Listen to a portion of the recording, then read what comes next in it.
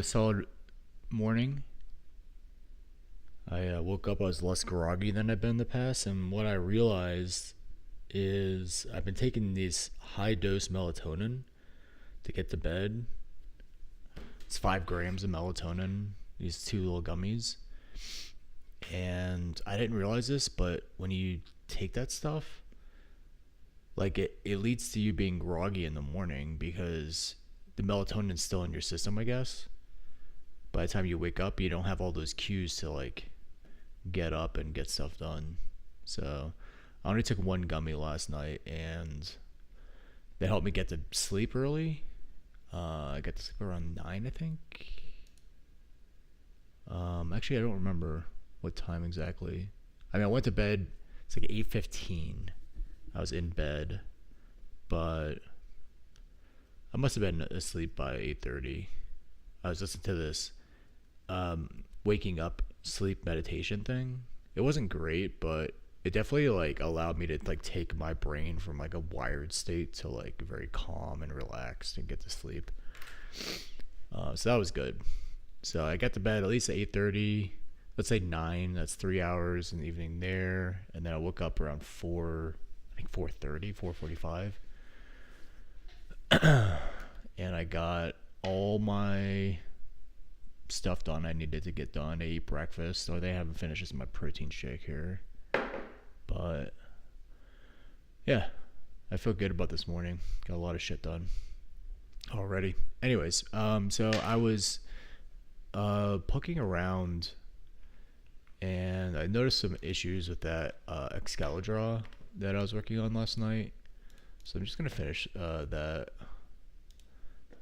So this guy here, oops, had some issues. Like I had a typo here, R for everyone,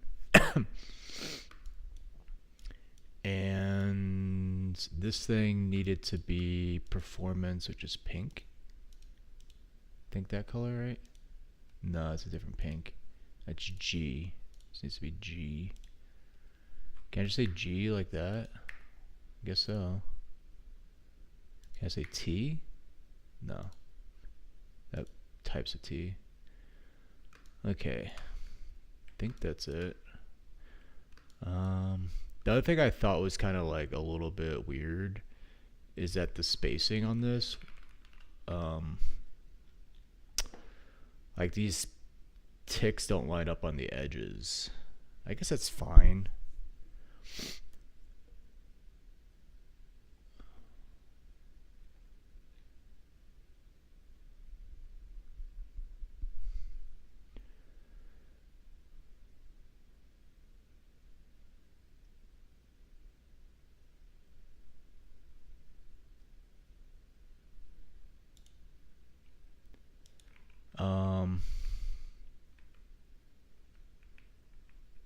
I have way too many workspaces open.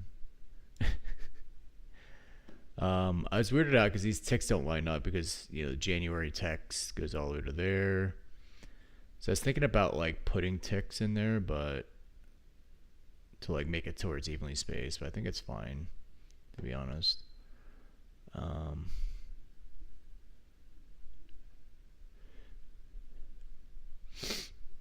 Okay. So with those changes saved, I'll just go ahead and say save to, file, this guy, replace, and then I'll do the same thing where I gotta export everything again. So delete that. I'm gonna say export image SVG, background dark mode.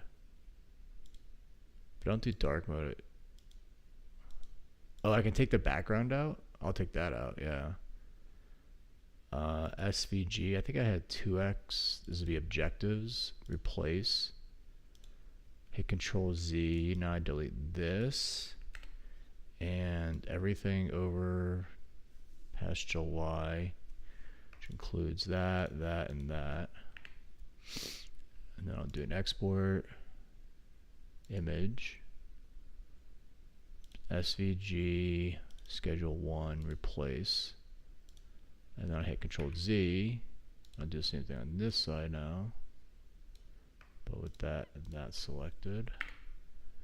And then do export image, SVG to replace. Okay, and then I'll do here, we'll just reset the canvas. Close that out. Okay, let's go back. So this is some lab stuff I was doing, reading the text, calendar. I can get rid of that for now. This was lecture and recitation, which I can close out. I don't need any of this. This was, what was I doing here? Oh, this is something I was working on with the ELF stuff yesterday. I can close that out.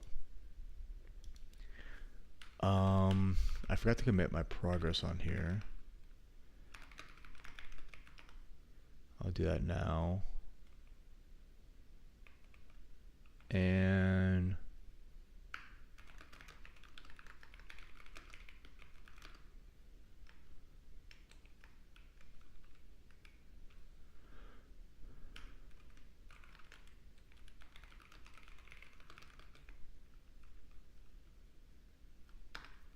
there we go. Okay, so that I need to create this repo actually. Let's go to github.com. We'll create a new repo. No, import repository. I just want a new repo. Repository name is going to be LLBA.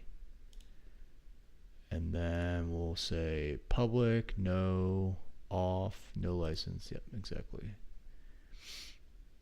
And we'll do our remote for origin to GitHub. And then we'll just push up master. And then if we reload here, got a progress. Cool. And then if we go over to codeberg.org, I need to create a repo for that here. This is going to be called LLBA.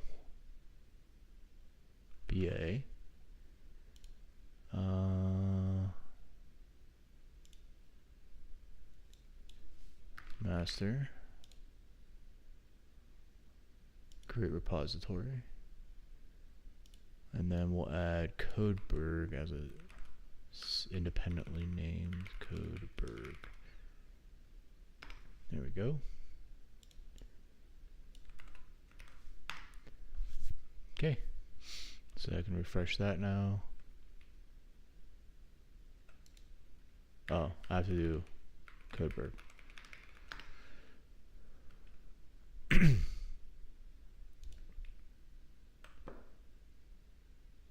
Okie dokie.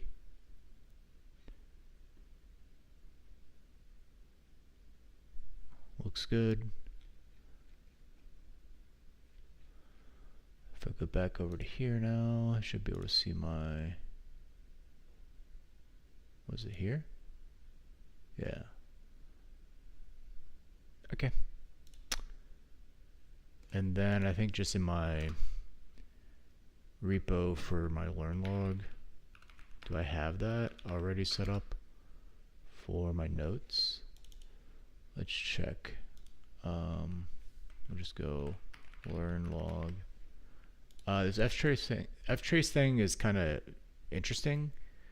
Uses ptrace to trace functions, but the output is very like and also BPF trace with uprobe seems to be the better way of doing function tracing.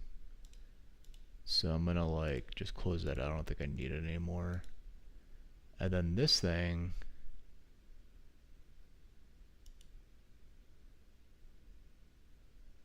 was there anything in here? I guess there's source code. But if I go back to my learn log here,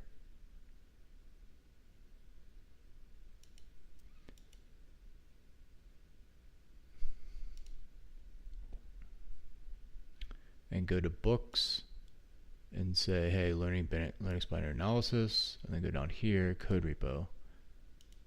That'll take me there. So I can get back here. Cool. so I don't need that. And I quit that, kill that. So that's 4, 5, 6. Yep. So 3. I'll launch the calendar here. Okay. And then 4. I think I need to get started back on the lab today. I don't like the way I phrase that. I want to get started back on the lab today. I don't need to. I don't need to do anything.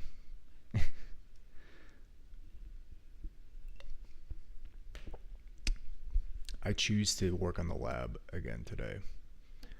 The return-oriented programming stuff. Let's just do a little bit of cleaning up here. So we'll restart the server. I just want to have a clear state there. And we'll clear this thing up. And we'll clear this thing up. See where we're at there. Okay, good. And then we got Ghidra going on here. This is on the wrong target. So if we go over here, we can actually add in, we say imports file. It's going to be our target. Elf, yes, looks good. And then if we go over here, we can now say, hey, file open our target. Our target's now been analyzed. Yes.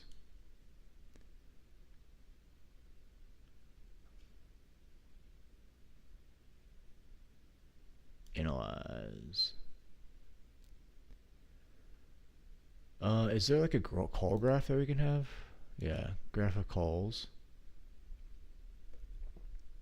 It's interesting.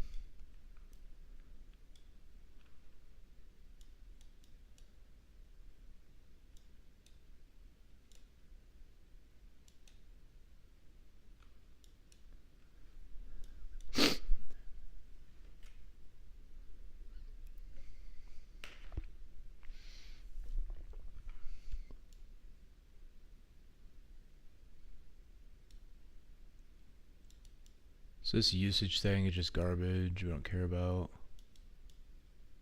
Can I control the actual... Interesting. It's kind of like a spider looking thing.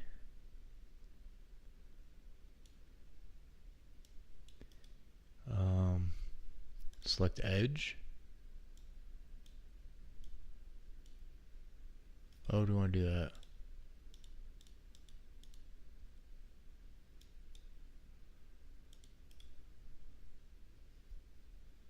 Yeah, we'll do hide. We don't care about the usage. We don't care about get opt. Oh, no, I want to like permanently hide these things.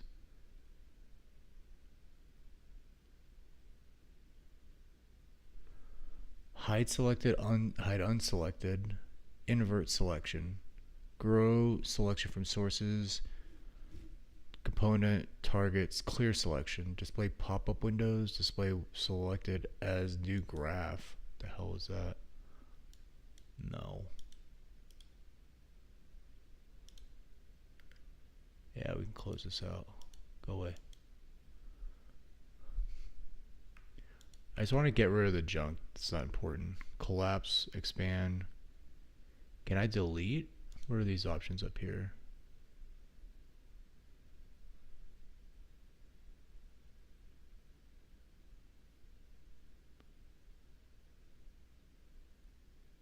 Filter.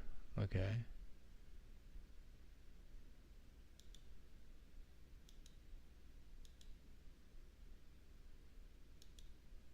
I don't know what any of that is.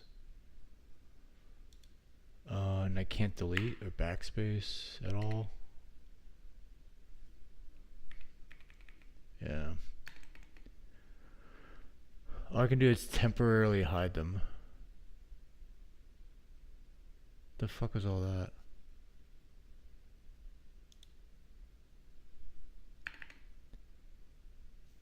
Oh, it's my backspace. Edit. Can I go up here and say, hey, filter? The fuck does that? Zoom. Graph filters. Nope. So the best I can do is select the shit that I want to hide. And then do hide selected.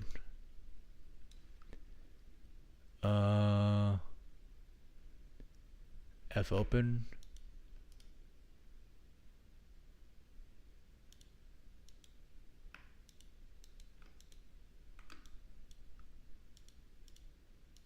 So F open, alarm can be put back over here.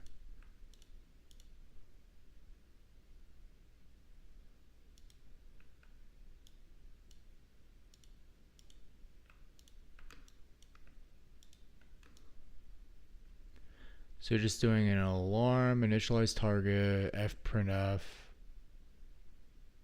printf. These things are the same. These are for argument parsing. Launch is the main thing. And then check fail. I'm guessing launch and initialize target are the two that are the main things in this program. Alright, can I just close that? Yeah, looks like I can. Okay, let's switch back over to the level 2. For phase 4, you'll repeat the attack of phase 2, but you do the program rtarget using gadgets from your gadget farm. So let's go back over to here. I'm going to vim up my notes. Actually, I need to jump into the attack lab, vim up my notes, and we'll say rtarget level 2. So this thing, what was the whole idea behind this thing? Level 2 was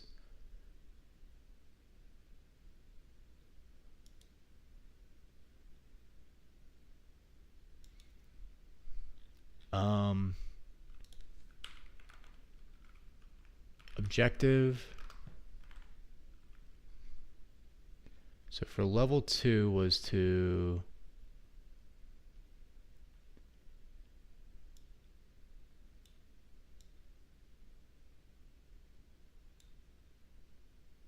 call touch 2 with cookie. Okay. Call touch 2 with cookie as argument.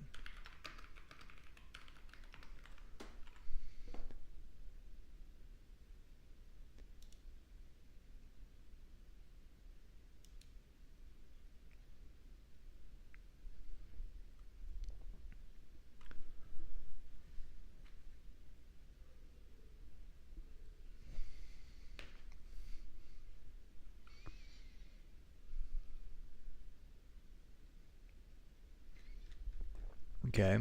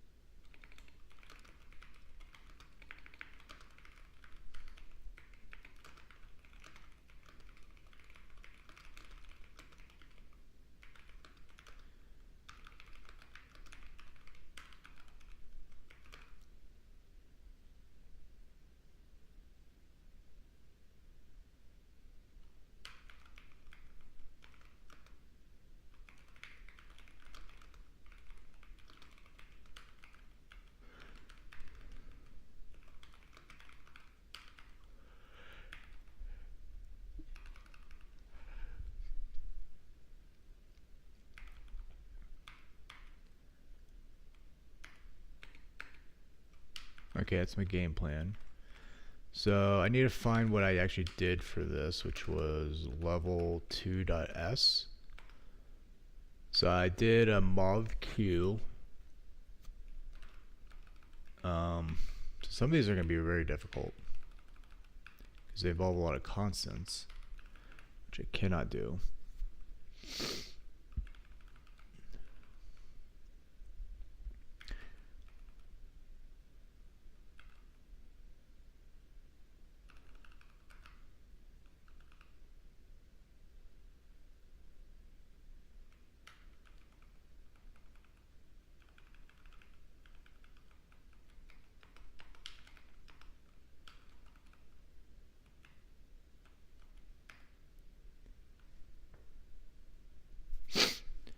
So we need to do a pop quad word into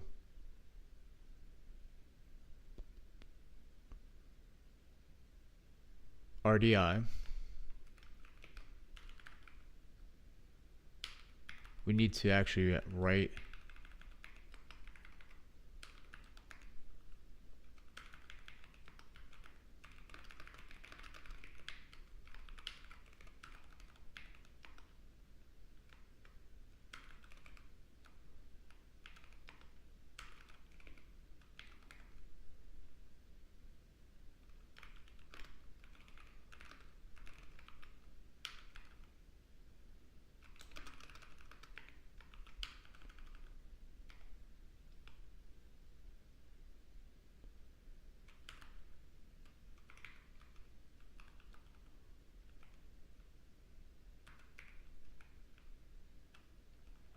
oh, but it's a dereferencing of that. Shit. How do we do that? So we'll have to do the copying.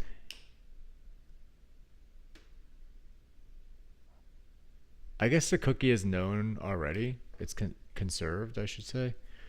Like if I run GDB on or R target, and I say breakpoint on main, and I continue, or sorry, restart, SI, disassemble. We'll put a breakpoint at,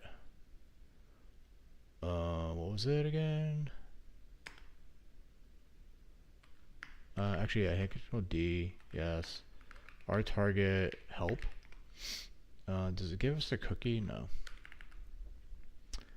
So I'm going to set a breakpoint at launch, and then it says our cookie is that. Let's restart. So our cookie is the same value regardless. So just copy this value, which is 5.9.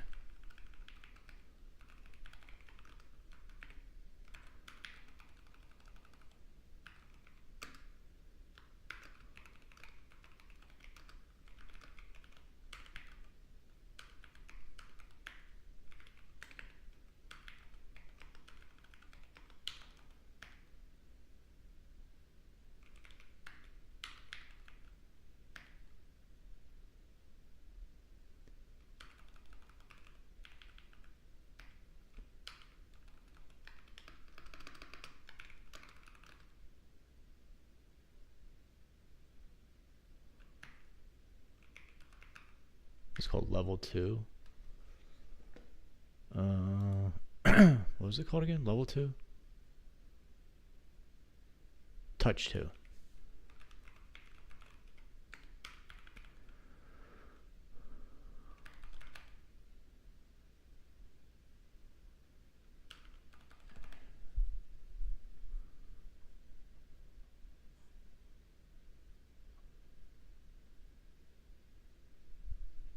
I don't know if I need to do this. This is all like fixing up the stack. I think maybe we can just destroy the stack. So what I can do is write the gadget address.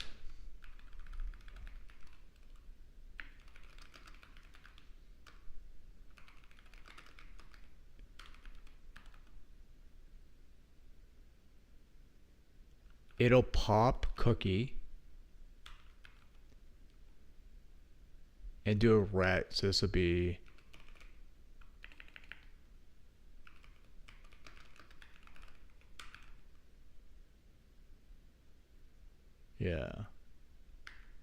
if you go back up to here, where's C target 2? I don't know, it's a whole bunch of bullshit. C target level 2 is touch 2, yeah. Okay. I think that's all I need to do.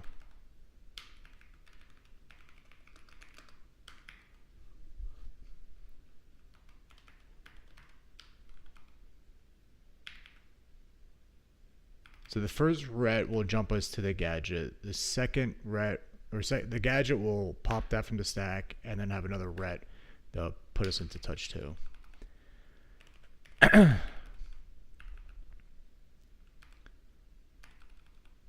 And we don't need to do any of this stuff here. I think that'll work. Let's go ahead and find our gadget now. Let's go down to the table. So we want a pop Q into RDI. Here it is, pop Q RDI 5F. Oh, that's interesting. Very small encoding.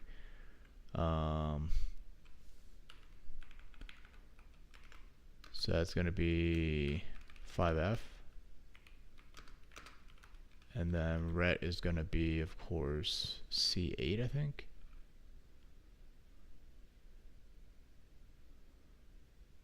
Well, we can just look at Ghidra here. What is ret of, let's just look at any function here. Touch 2, sorry, touch 2. And if we look at the ret down, wait a minute, did we go past it?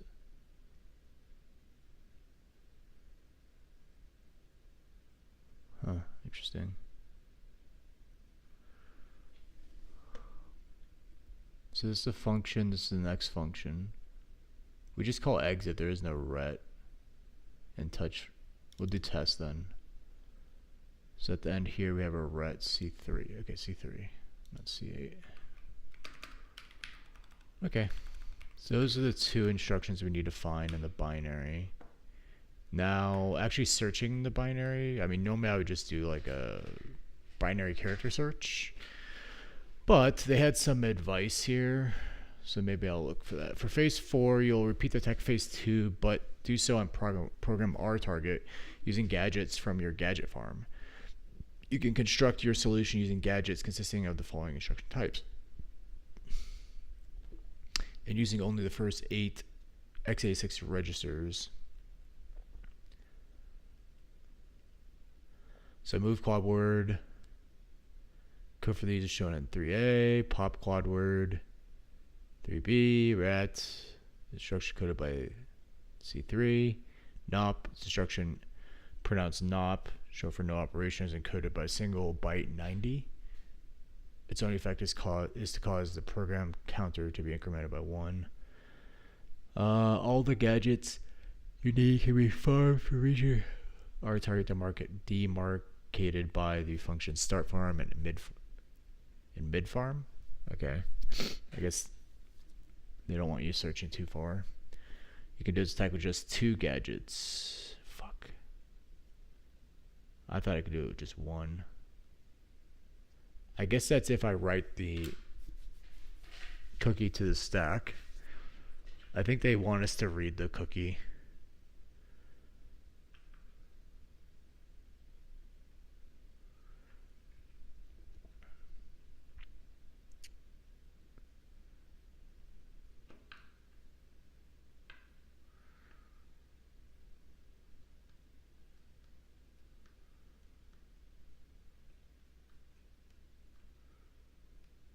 When a gadget uses a pop Q instruction, it'll pop data from the stack. As a result, your exploit string will contain a combination of gadget address and data. Okay, I'll put my cookie there.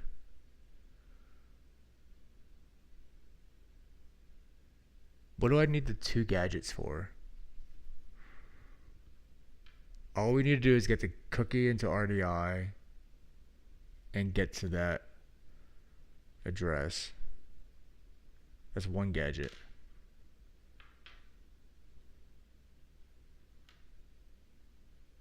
I'm missing something, but I don't know what it is.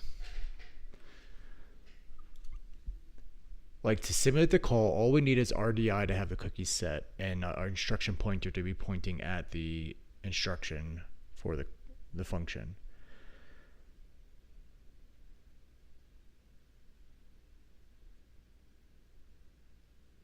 Unless there's the callee saved registers or something that need to be preserved. But I don't think there are.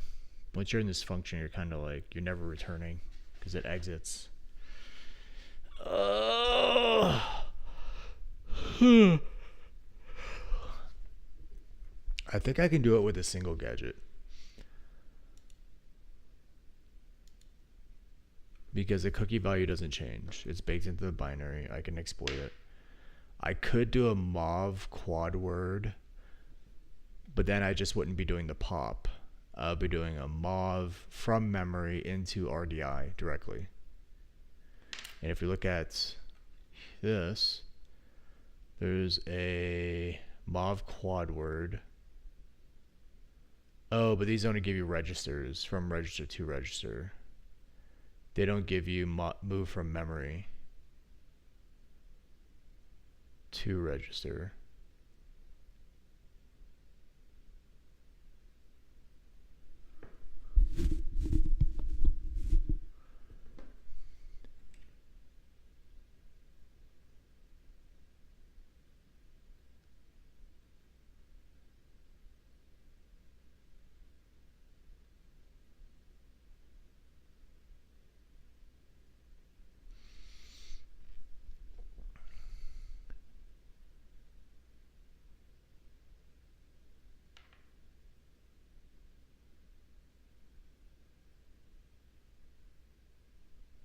This is throwing me off. I feel like I can do it with just one. Well, let's look through start farm. So we got start farm here. And then we got mid farm here. Okay.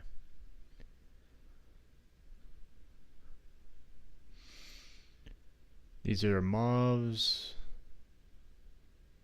We're looking for 5F, C3. Isn't it C7, C3, C3? 5F, C3.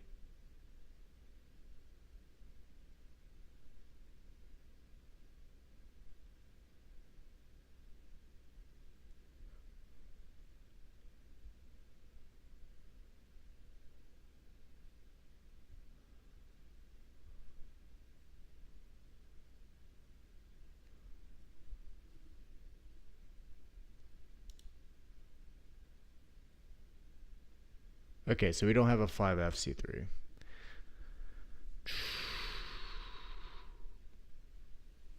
Well, let's look at all the instructions we do have.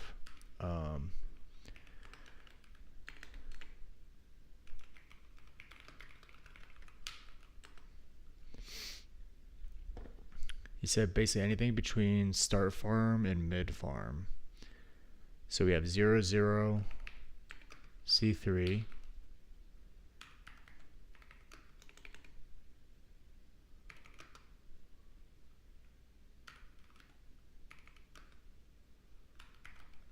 And how many bytes are in each of his table things? So we got 1, 2, 3 bytes. 1, 2, 1, 1, 2. So it's at most 3 bytes. But that's not including the rets. So 4 bytes total. Okay.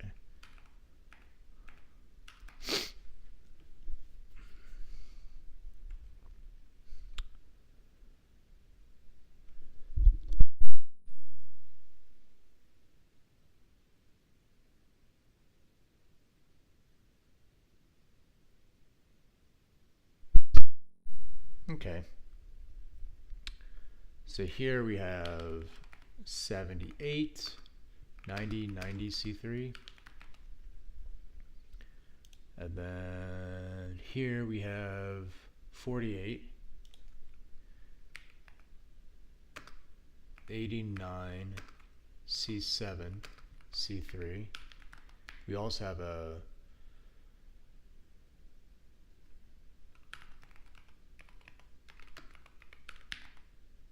double ret, which I don't think we can use like that. I don't think that's useful.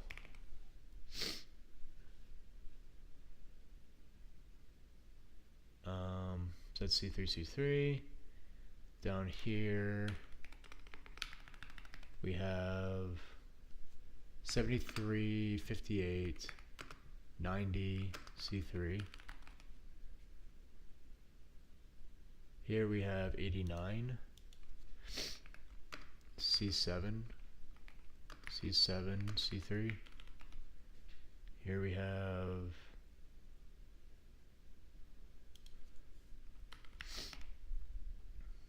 C2, 58, 92, C3.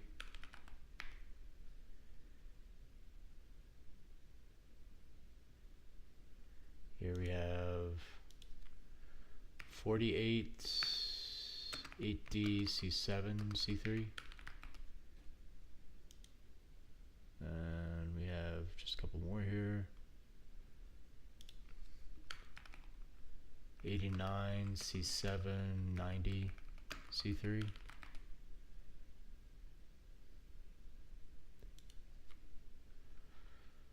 Here we have 29, 58, 90, C3. And that is it, because we don't include mid-farm. Let's see what these translate to in his little table. So if we look for zeros in C3, I don't see anything that's useful in these tables that start with zeros.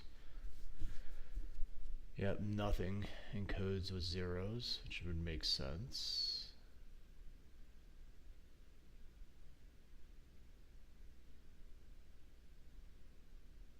It would just be a ret.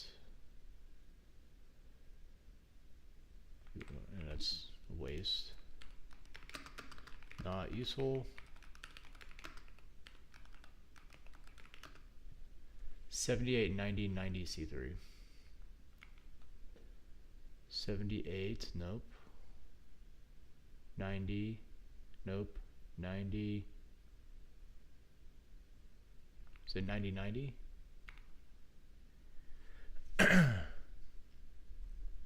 He's at 89.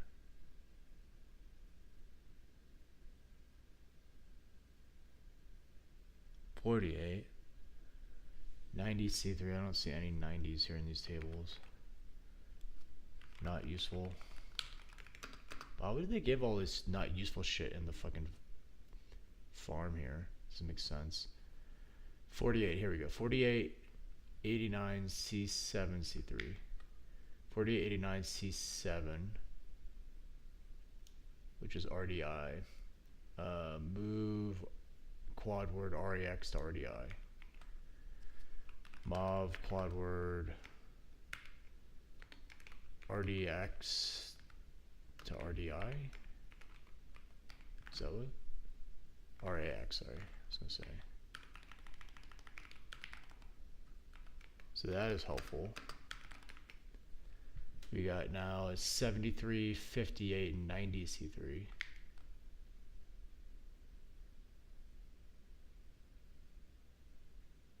Oh, is 90 a no-op? If we go back up here, 90 is a no-op. Okay. So we can treat those as no-ops, which means you have to go back here. Makes sense, makes sense, makes sense. Okay, so let's go back to start farm here.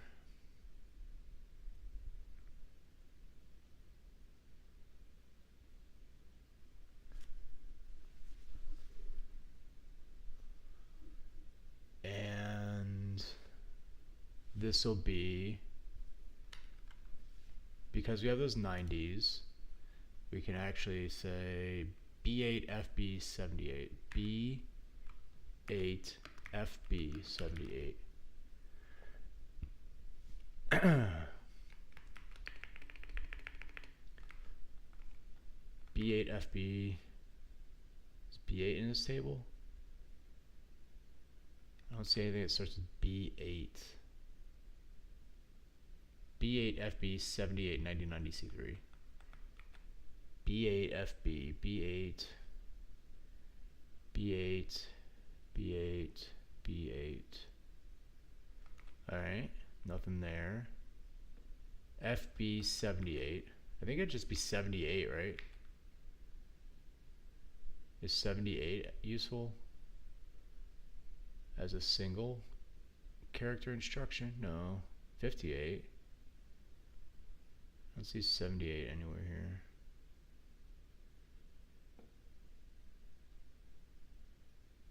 Yeah, I don't think it's useful. B8 FB 78. FB.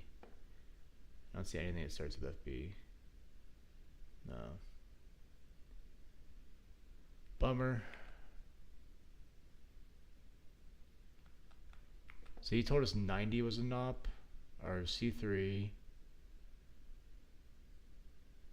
Mauve and pop quad words. Mauve and pop quad words. It's mainly going to be these two tables that we're going to use in this. Okay. Well, it did teach us that we could use the NOPs.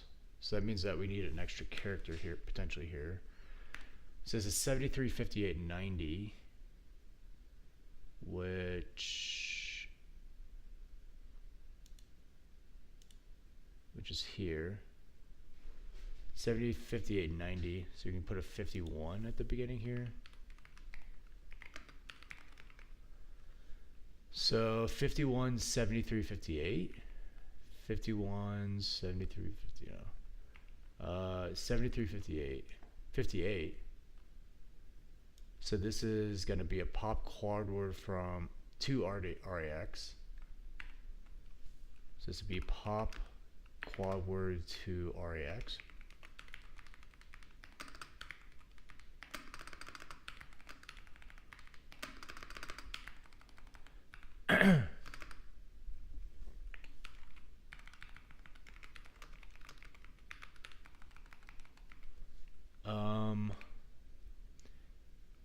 C7, C3. So I think C7. There's these guys here, C7.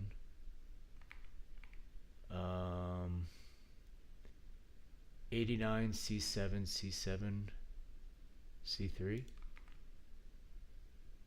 89, no. Here's 89, C7. What is C7?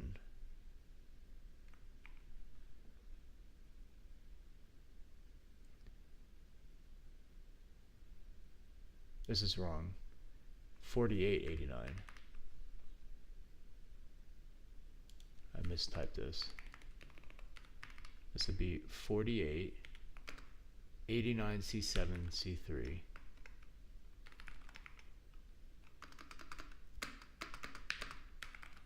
$48.89 C7.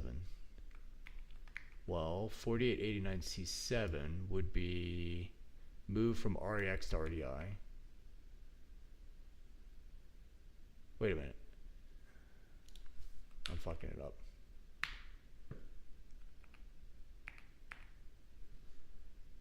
So this was the 90 C3. Yeah, this does have two C7s. I thought it was up here. 48.89 C7, C7, C3. I think there's just a throw you off. Unless there's a C7, C3. There's a 89 C7, C3. 89 C7, which could be EX to EDI, a move L.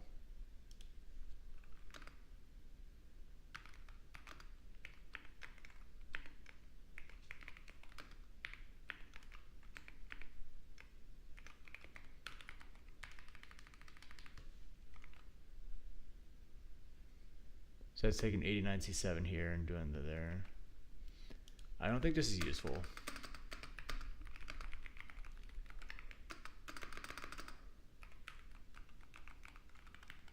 Okay, next one, C2 58 92 C3. So 92 C3, no. 58 92. 58 92. No. It's 58. And 92 is not a no op, as far as I know. C2 58 92. C3. C2. Nope. I'm gonna say not useful.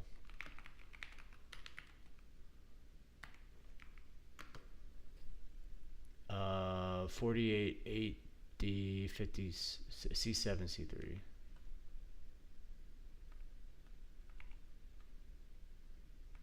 So C7 is not there. There's 89 C7 and 48, 89 C7. 48, 8D C7. No. That's 89, not 8D. These are all 89s. None of these are C7s, so that's not useful.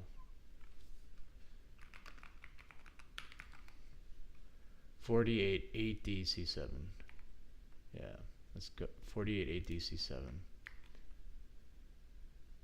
So close to being this.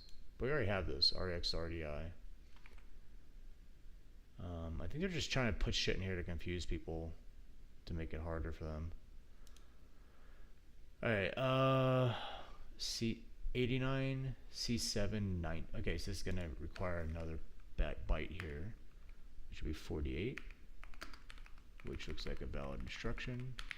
48, 89, C7, 48, 89, C7, 48, 89, C7. They really want you to do this. 48, 89, C7.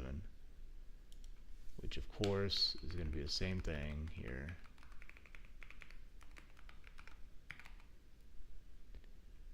And there's no C790 or anything in these tables, so I think we're good on that. So this is like not super useful.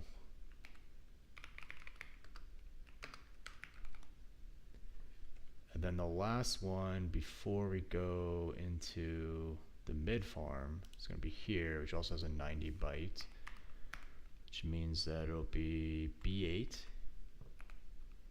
29, 58, 90. And if we look over here, none of these start with B8.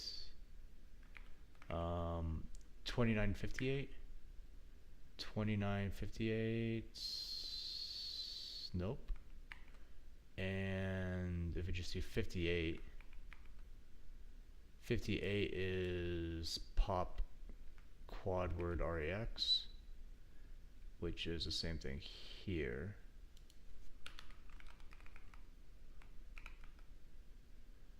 Which say repeat of pop quad word REX. Okay, so it's very clear that there's two instructions they really want us to use, and that's the move from REX into RDI and pop into REX. So this is why we have to use two gadgets.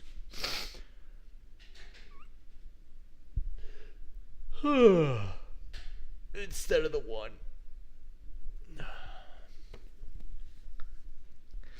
Because I wanted to pop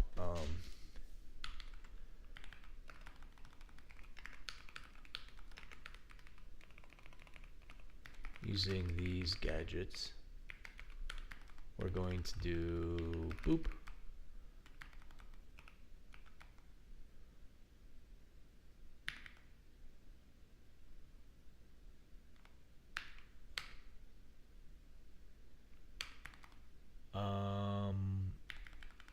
So I can't do that. I can do pop quad word REX 58 and then a 90.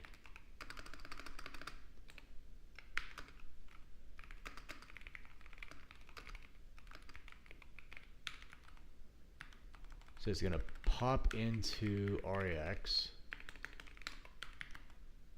which will be 58 90 C3.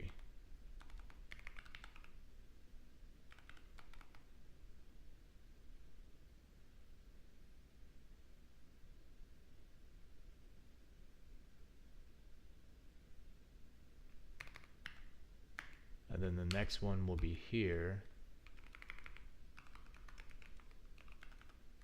And we're gonna do the move quad word. Might as well do move quad word.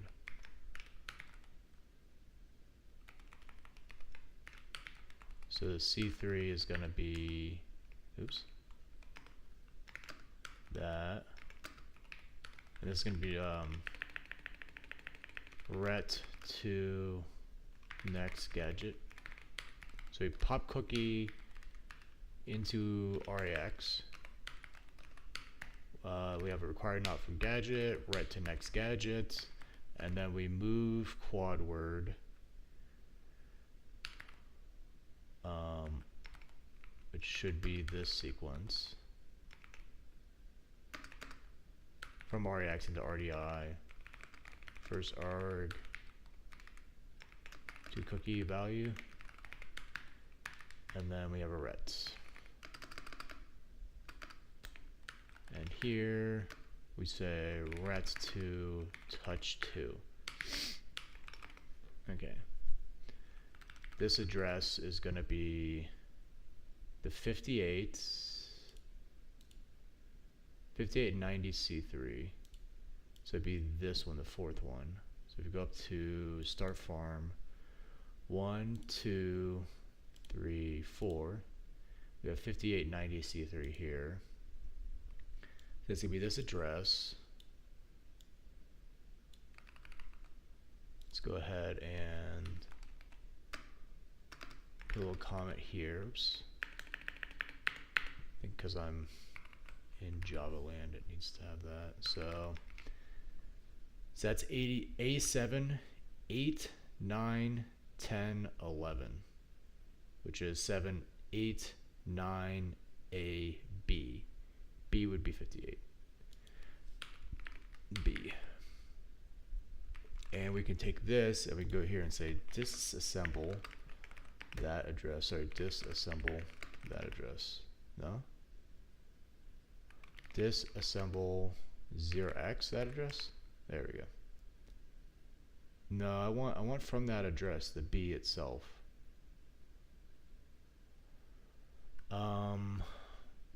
There's a way of doing this using extract instruction, I think it is. 0x. There we go. And we do want to do two instructions. 3 instructions, sorry. So we have our pop, RAX, our NOP, and our retq. PopQ.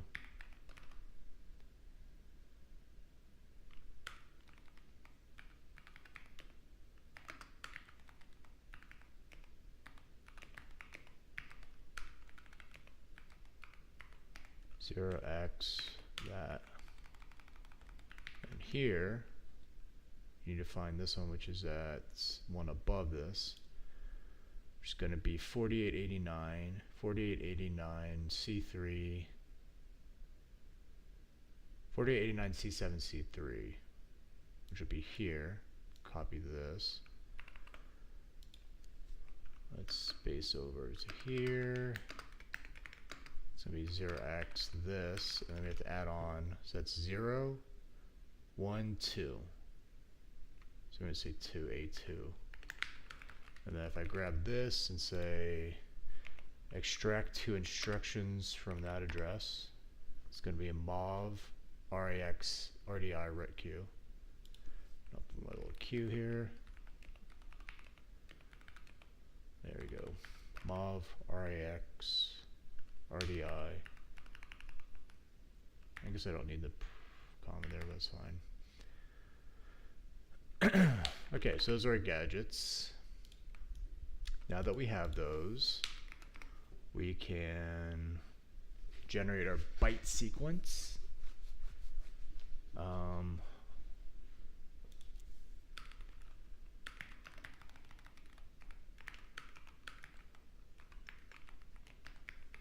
Stack values.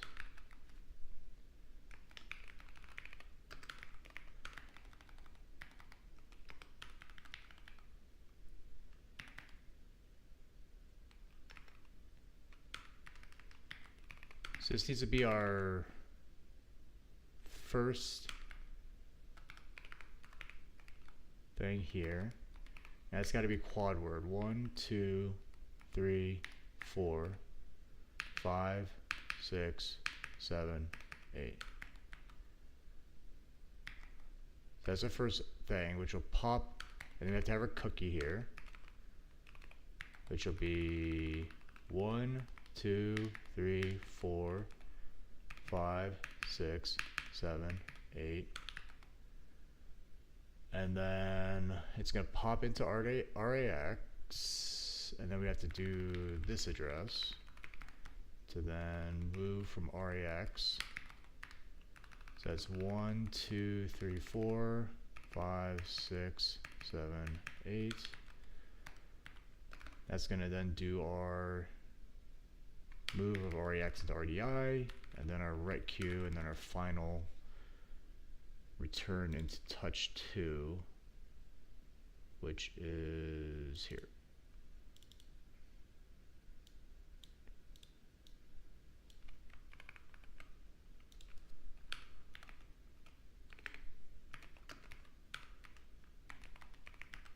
One, 2, 3, 4, 5, 6, 7, 8.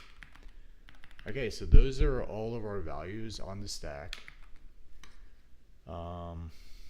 in order from lowest to highest.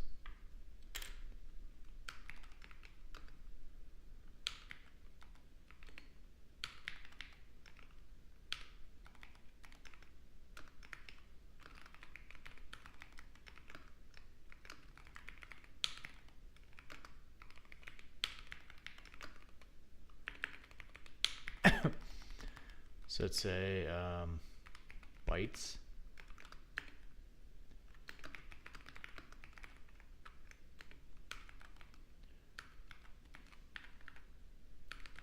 So basically this, but it'll be least significant. So it'll be little endian. So AB1940, AB1940, and then just a bunch of zeros.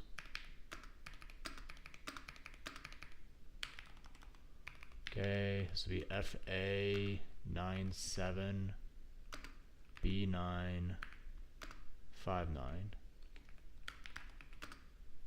1, 2, 3, 4. FA97 B959. This will be A2194000.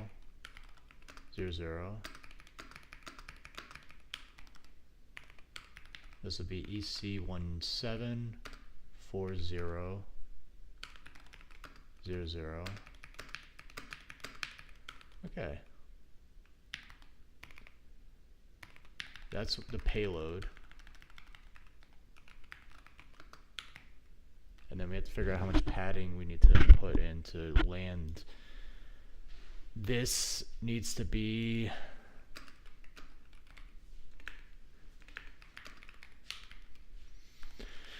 okay.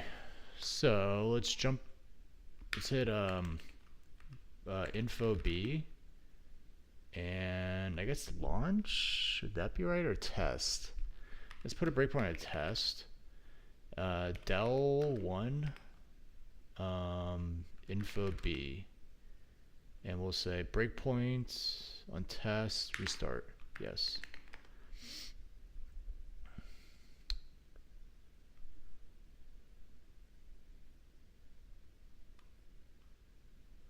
Okay, and disassemble from here. Sorry, it needs to be in get buff, I think. Breakpoint get buff, continue, disassemble. So now we have 28. 28 bytes off of the return address. 28 in hex, which is 8 times 5, which is 40. So you have 5 of these guys, which would be 1, 2, 3, 4, 5, 6, 7, 8. 1, 2, 3, 4, 5. We'll say OG buffer. Okay, I think that would be our entire payload here. Let's go ahead and edit our C level 4.txt. And what I'd like to do is do these as comments, but I forget how he did. I think he did it like this. Yeah.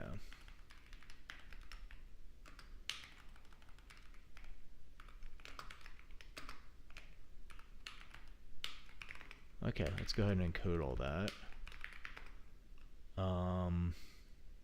And we'll do it inside of here. Yes.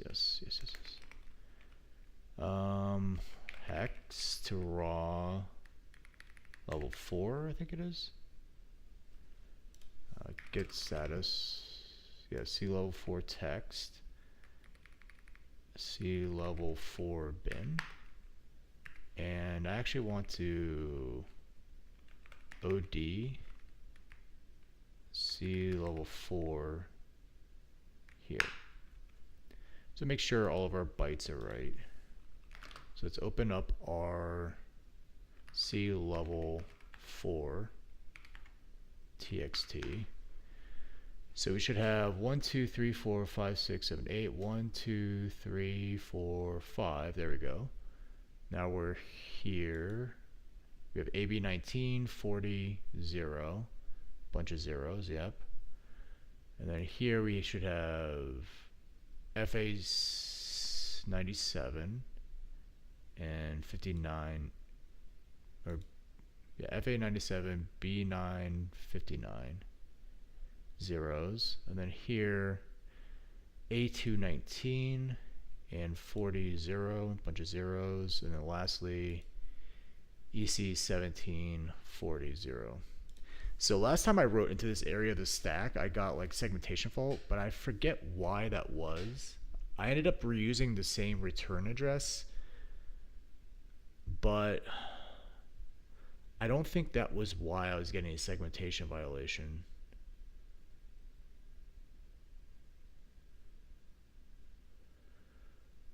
But I guess we'll see if this works or not. Let's go ahead and just run it.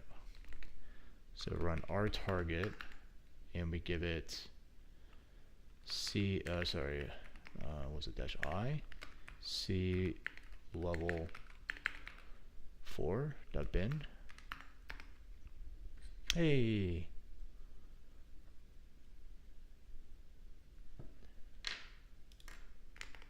It didn't send that to the server, you liar. Or no, it did. There it goes.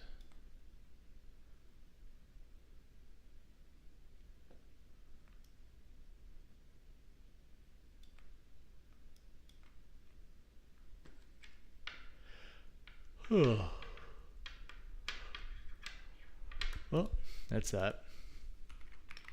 Not too hard.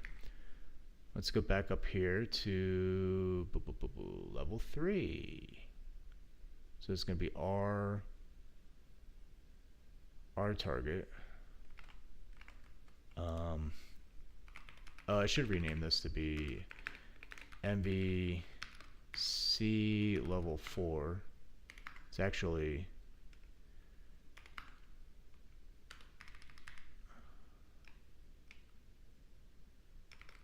R level 2.txt, and same thing with bin. It's actually R level 2, but we ran out R targets, so that's correct. Okay. Jobs, no, Van Ruby. Great. So now we're on our last part of the lab. Oh no, this is the wrong one. Quit. I want notes. Last part of the lab, which is our target level 3.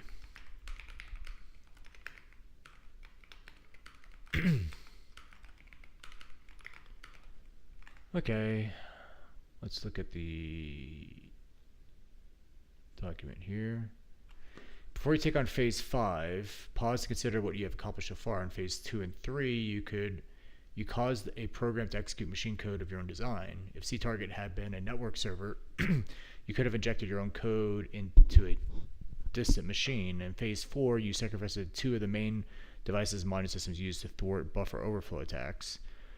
Although you did not inject your own code, you were able to inject a type of program that operates by stitching together sequences of existing code. You have also gotten 95 out of 100 points for the lab. Sweet. That's a good score. If you have other pressing obligations, consider stopping right now. Well, that's nice that they added that. Phase 5 requires you to do a ROP attack on our target to invoke function touch 3 with a pointer to a string representation of your cookie. That may not seem significantly more difficult than using a ROP attack. I don't think it's a ROP attack to invoke touch 2, except that we have made it so. Moreover, phase 5 counts for only 5 points, which is not a true measure of the effort it will require. Think of it as more as an extra credit problem for those who want to go beyond the normal expectations for the course.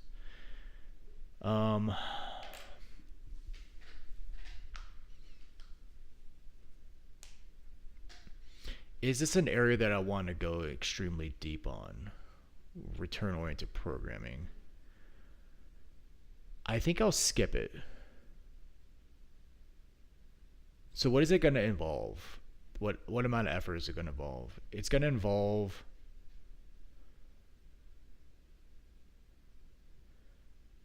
well, we're going to have to encode the string on the stack like we did in the original.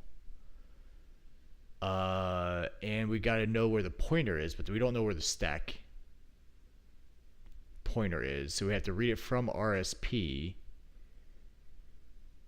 and we have to read it as an offset from RSP and put that into RDI. That doesn't seem too hard because they're already doing the encoding work ourselves. So we have the string representation in memory.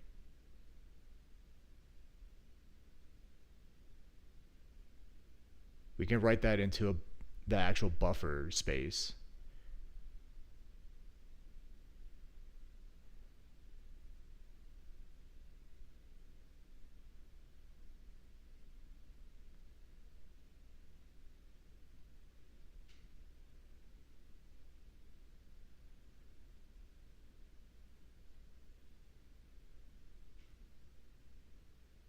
They have made it so. So basically what they're saying is that the amount of instructions that you made available are so restrictive that it's going to be incredibly difficult to accomplish.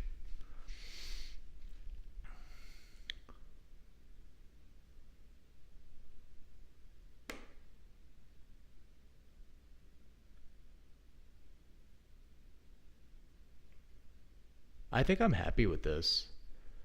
I don't have any deep desire to want to go in and do this ROP problem, but thinking through it, it doesn't seem to be that hard.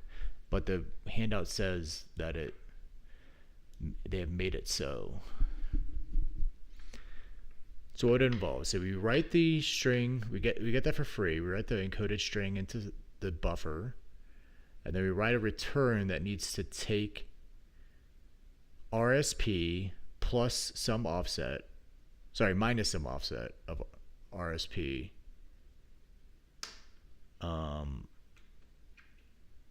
put that into RDI. The problem is that the instructions available are going to be restricted. The easy thing to do would be just say RSP plus an offset right into RDI, and then ret into touch 3. So what we would have to do is like go through the entire farm and just using their tables here, find the instructions that they have encoded in the ret farm or in the gadget farm,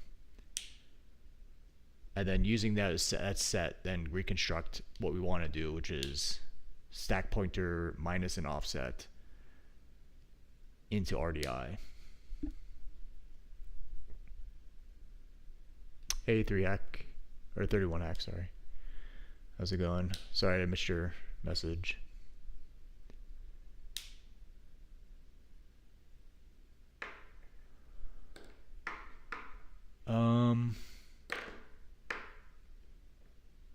I'm tempted to do it, but I also just don't feel like I'll get much out of it. I'm not someone who's going to be performing these attacks myself. 5 points of extra credit. Nah, the optimization here is just to skip this, because I could spend my entire life doing these things if it interests me, but it doesn't really.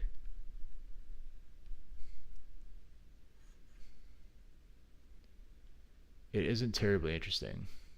What would be interesting is developing a program that automatically scans a binary through specific ranges. Like you give it 2 symbols, and the binary scans between those ranges for byte sequences that encode for valid instructions. The problem is that the Intel manual doesn't document all the valid instructions that it supports on different chips. So you're already limited by like a subset of what the chip can actually do. But finding those sequences, including NOPs, for gadgets would be a fun little program to write. But that's like probably the rest of my day, if not more, to write a program to do that, unless I use AI. So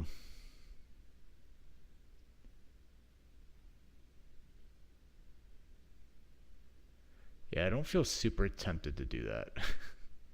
I'm going to list it as a project idea, though. And then move on from this. I'm going to say skip.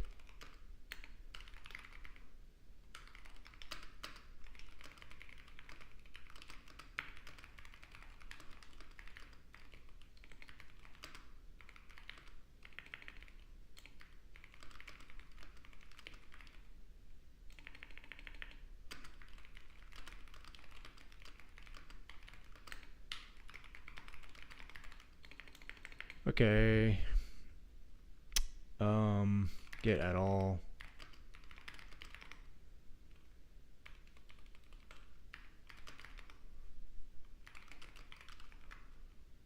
Finish attack lab.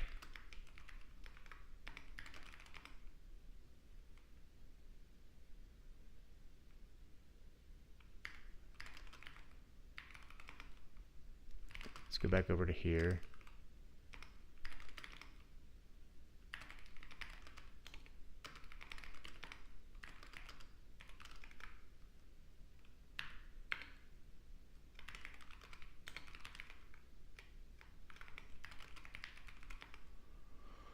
Okay.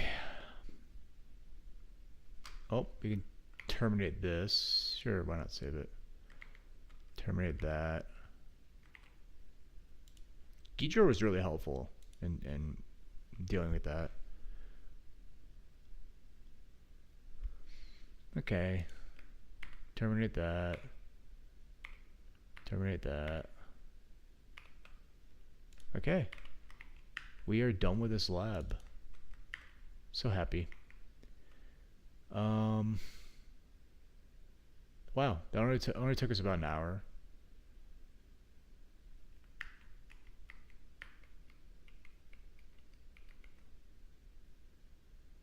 I was so caught up in my head that I didn't want to even entertain doing it for the past week and a half. It took an hour. All right. I already had breakfast this morning. I should stop at some point. But I have already ate breakfast. Maybe this will be second breakfast. I'll just do this as like 30 minutes. Let's do from 8:30 to 9 breakfast. And then we'll do an extra 30 minutes here.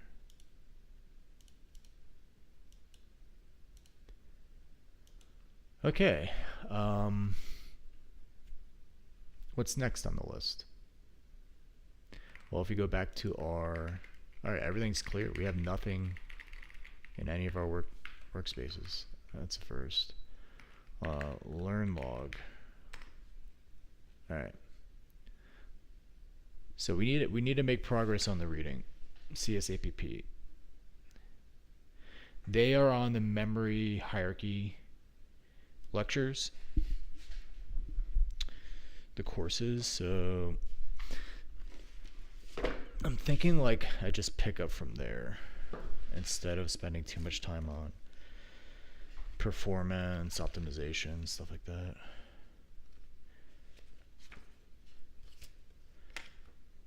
Yeah, optimizing program performance.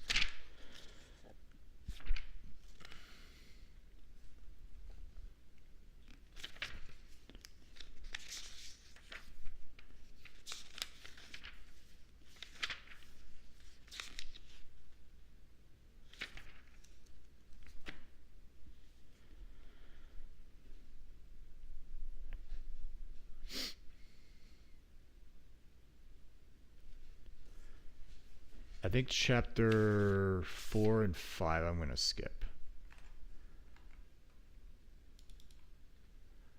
So if you go to books, notes, here.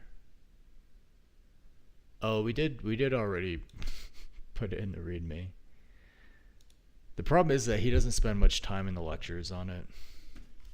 I think what I'll do is I'll blast through the reading on this and not do any of the problems, just to get the reading kind of absorbed into my head. Let's go to downloads, and I have a CSAPP PDF. Let's put that over there. Sorry, over there. Kill that. All right.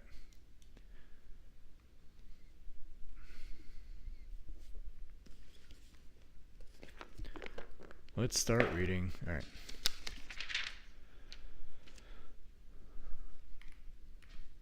I want to feel excited about this material, but I just don't. This book has I've kind of burned out on it.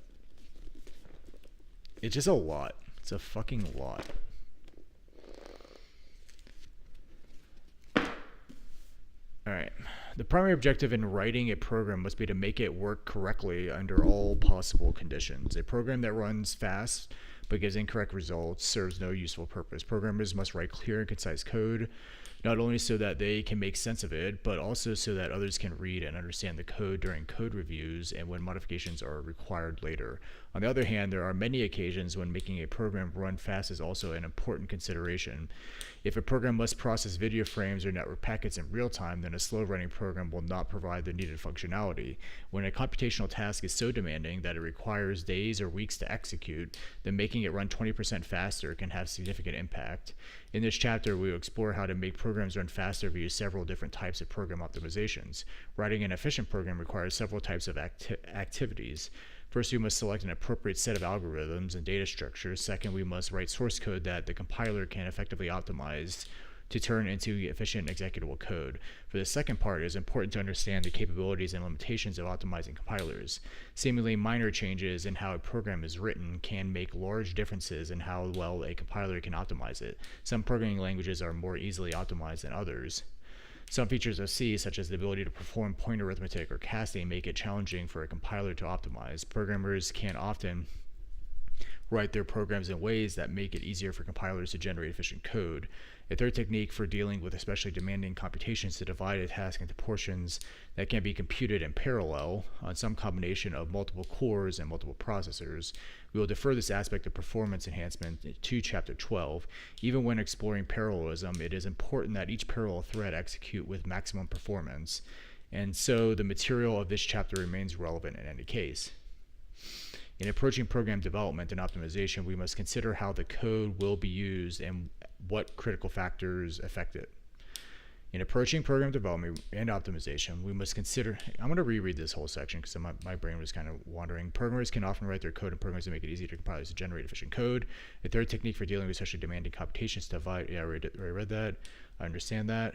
We will defer this aspect of performance enhancement. Seems like the higher order bit. But I guess they're deferring to chapter 12 because they have a whole lengthy chapter on concurrency. Even when exploring parallelism, it is important that each parallel thread execute with maximum performance. And so the material of this chapter remains relevant in any case. One thing I really liked about this chapter, or at least from the lecture, is like he had some examples where he just like cranked the freaking instruction level parallelism to the roof. Like he had all the pipelines full and like all the cache lines, like all the branch prediction and everything was all kind of like optimized. And he showed like empirically how you can get a lot of performance out of the CPU. And then I think he actually had some SIMD stuff in there as well. So like parallelism through SIMD, parallelism through instruction level parallelism, superscalar stuff.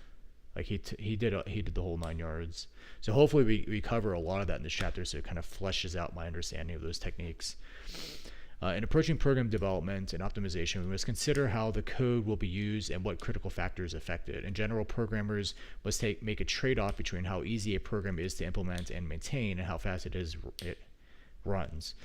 At an algorithmic level, a simple insertion sort can be programmed in a matter of minutes, whereas a highly efficient sort routine may take a day or more to implement and optimize. At the coding level, many low-level optimizations tend to reduce code readability and modularity, making the programs more susceptible to bugs and more difficult to modify or extend. For code that will be executed repeatedly in a performance-critical environment, extensive optimizations may be appropriate. One challenge is to maintain some degree of elegance and readability in the code despite extensive transformations. We describe a number of techniques for improving code performance. Ideally, a compiler would be able to take whatever code we write and generate the most efficient possible machine-level program, having the specified behavior. Modern compilers employ sophisticated forms of analysis and optimization, and they keep getting better. Even the best compilers, however, can be thwarted by optimization blockers, aspects of the program behavior that depend strongly on the execution environment. Programmers must assist the compiler by writing code that can be optimized readily. The first step in optimizing a program is to eliminate unnecessary work, making the code perform its intended task as efficiently as possible. This includes eliminating unnecessary function calls, conditional tests, and memory references. These optimizations do not depend on any specific properties of the target machine. To maximize the performance of a program, both the programmer and the compiler require a model of the target machine, specifying how instructions are processed and the timing characteristics of different operations. For example, the compiler must know timing information to be able to decide whether it should use a multiply instruction or some combination of shifts and adds. Modern computers use sophisticated techniques to process a machine-level program executing many instructions in parallel and possibly in different order than they would appear in the program. Programmers must understand how these processes work to be able to tune their programs for maximum speed. We present a high-level model for such machine based on recent designs of Intel and AMD processors.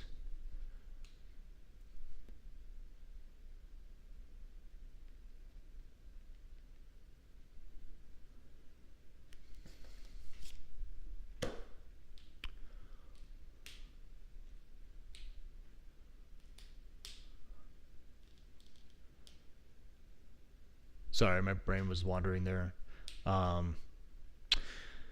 Let me reread some of this. Programmers must understand how these processes work to be able to tune their programs to maximum speed. We present a high-level model for such a machine based on recent designs of Intel and AMD processors. We also devise a graphical data flow notation to visualize the execution of instructions by the processor, with which we can predict program performance. With this understanding of processor operation, we can take a second step in program optimization, exploiting the capabilities of processors to provide instruction-level parallelism. Executing multiple instructions simultaneously.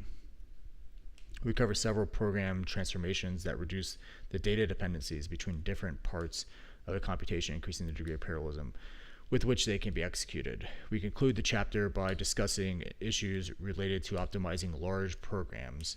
We describe the use of code profilers, tools to measure performance of different parts of a program. This analysis can help find inefficiencies in the code and identify the parts of the program which we should focus our optimization efforts. In this presentation, we make code optimization look a simple, linear process of applying a series of transformations to the code in a particular order. In fact, hold on, let me read this. My mind was wandering. In this presentation, we make code optimizations look like a simple linear process of applying a series of transformations to the code in a particular order. In fact, the task is not nearly so straightforward. A fair amount of trial and error experimentation is required. This is especially true as we approach the latter optimization stages, where seemingly small changes can cause major changes in performance, and some very promising techniques prove ineffective. As we will see in the examples that follow, it can be difficult to explain exactly why a particular code sequence has a particular execution time. Performance can depend on many detailed features of the processor design for which we have relatively little documentation or understanding. This is another reason to try a number of different variations and combinations of techniques. Studying the assembly code representation of a program is one of the most effective means for gaining an understanding of the compiler and how the generated code will run. A good strategy is to start by looking carefully at the code for the inner loops, identifying performance reducing attributes such as excessive memory references and poor use of registers.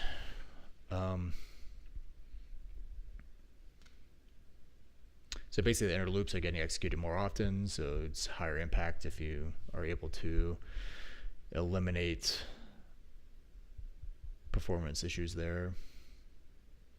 Excessive memory references and poor uses of registers. Starting with the assembly code, we can also predict what operations will be performed in parallel and how well they will use the processor resources. As we will see, we can often determine the time, or at least a lower bound on the time, required to execute a loop by identifying critical paths, chains of data dependencies that form during repeated executions of the loop. We can then go back and modify the source code to try to steer the compiler towards a more efficient implementations. Most major compilers, including GCC, are continually being updated and improved, especially in terms of their optimization abilities. One useful strategy is to do only as much rewriting of the program as is required to get to the point where the compiler can generate efficient code. By this means, we avoid compromising the readability, modularity, and portability of the code as much as if we had to work with a compiler of only minimal capabilities. Again, it helps to iteratively modify the code and analyze its performance, both through measurements and by examining the generated assembly code.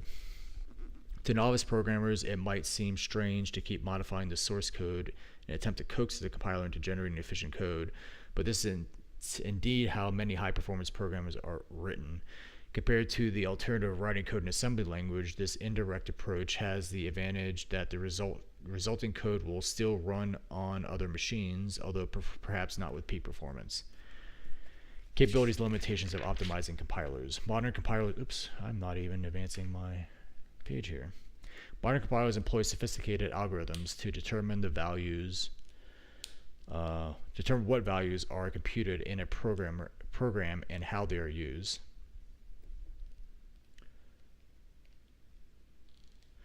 They can then exploit opportunities to simplify expressions, to use a single computation in several different places,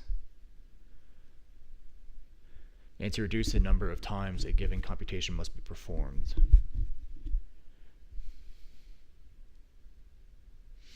Most compilers, including GCC, provide users with some control over which optimizations they apply.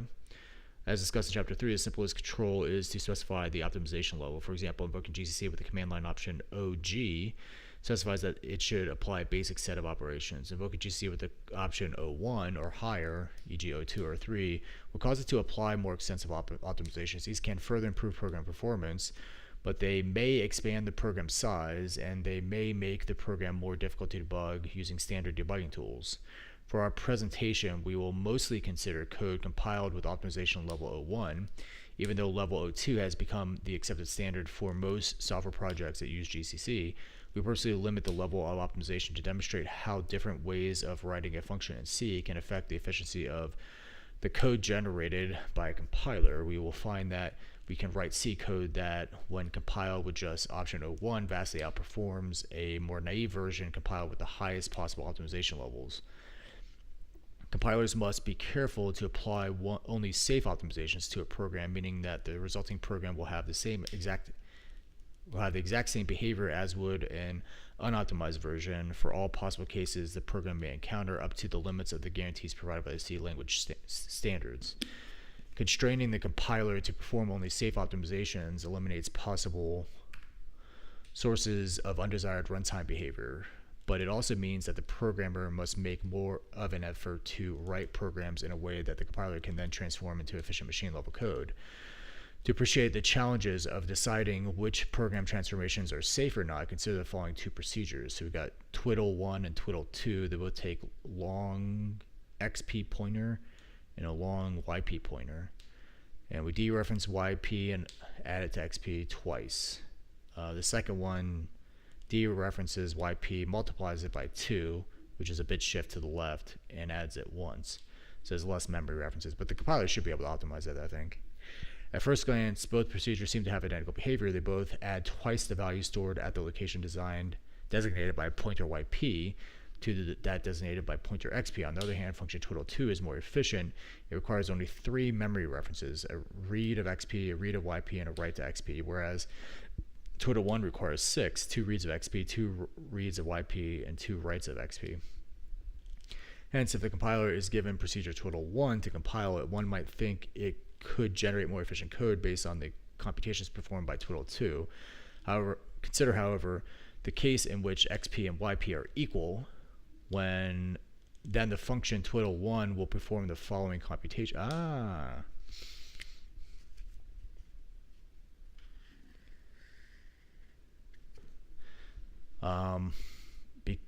Because they're equal, you can't do the multiplication, because it's modifying the same value. So it's saying multiply by 2, multiply that by 2. So it's saying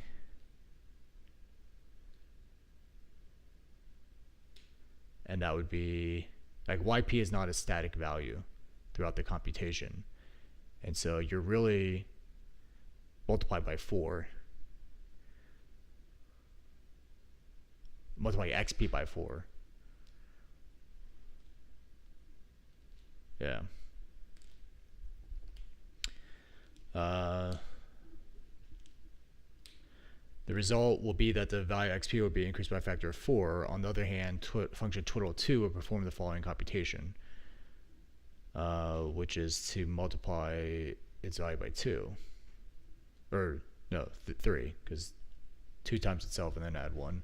The result would be that the value XP will be increased by a factor of 3. The compiler knows nothing about how twiddle1 will be called, and so it must assume that arguments XP and YP can be equal. It therefore cannot generate code in the style of twiddle2 as an optimized version of twiddle1. The case where 2 pointers may designate the same memory location is known as memory aliasing. In performing only safe optimization, the compiler must assume that different pointers may be aliased. As another example, for a program with pointer variables p and q, consider the following code sequence.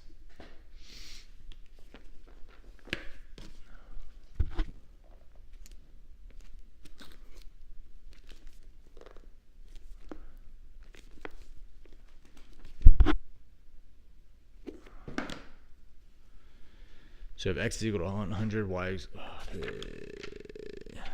x is equal to 100, x is equal to 1,000, y is equal to 3,000. So we take y and we copy it into the address, or copy it into the memory pointed to by the address q. 1,000 goes into p, and then we read from q. Oh, it could be either 1,000 or 3,000 because P and Q could be aliased. That makes sense. The variable computed for T1 depends on whether or not pointers P and Q are aliased. If not, it will equal 3,000. but if so, it will equal 1000. This leads to one of the major optimization blockers, aspects of programs that can severely limit the opportunities for a compiler to generate optimized code. If a compiler cannot determine whether or not two pointers may be aliased, it must assume that either case is possible, limiting the set of possible optimizations. Okay, practice problem 1. Let's bust open a CSAPP terminal. Get LGA1. We left off on Bumping Labs. Okay, so we're on chapter 5, MKDR chapter 5, LT, and we generally do a problems.md. Chapter 05, then problems.md, and this is going to be 5.1. The following problem illustrates the way memory aliasing can cause unexpected program behavior. Consider the following procedure to swap two values. If this procedure is called XP equal to YP, what effect will it have? Okay, let's step through line by line here. So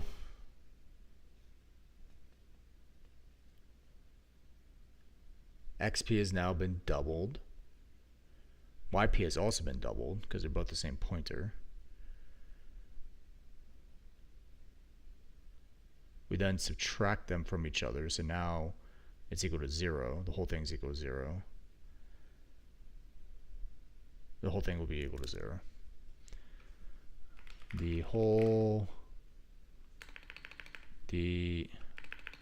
Both XP and YP will be equal to 0. Will be 0. We'll just say that. And I'll just validate that. So say it's 5, then we say 5 plus 5 will be 10. So now they're both 10. It'd be 10 minus 10 would be 0. They're both 0. And then we have 0 minus 0, which would be 0. If we go to our go to our not homework problems. Is there no answer key? Solution to practice problems. This problem illustrates some of the subtle effects of memory aliasing. As the following commented code shows, the effect will be to set the value at XP to 0 and at YP. This example illustrates that our intuition about program behavior can often be wrong. We naturally think of the case where XP and YP are distinct, but overlook the possibility that they might be equal. Bugs often arise due to conditions the program does not anticipate.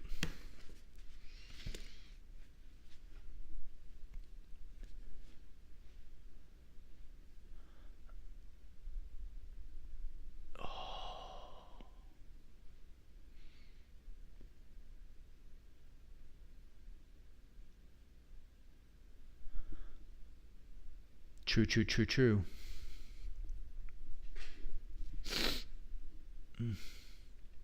What time is it? Let's bust open the calendar because I'm getting a little hungry and a little bored of this stuff. So I got another hour to go here.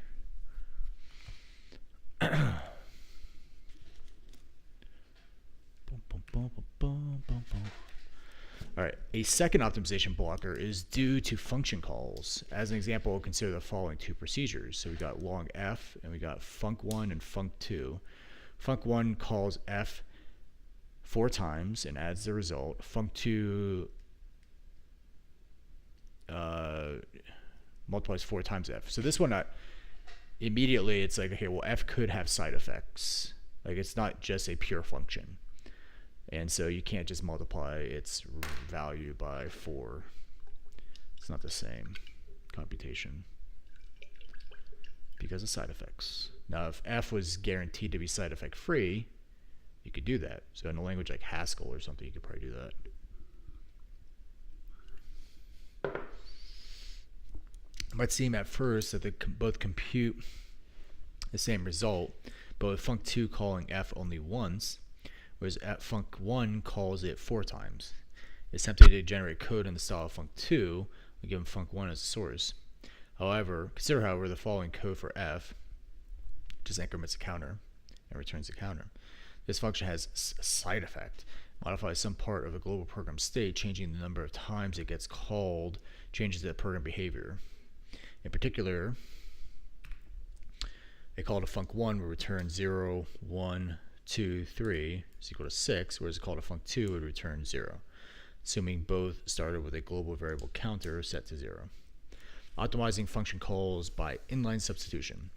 Code involving function calls can be optimized by a process known as inline substitution, or simply inlining, where the function call is replaced by the code for the body of the function. For example, we can expand the code for func1 by substituting 4 instantiations of function f.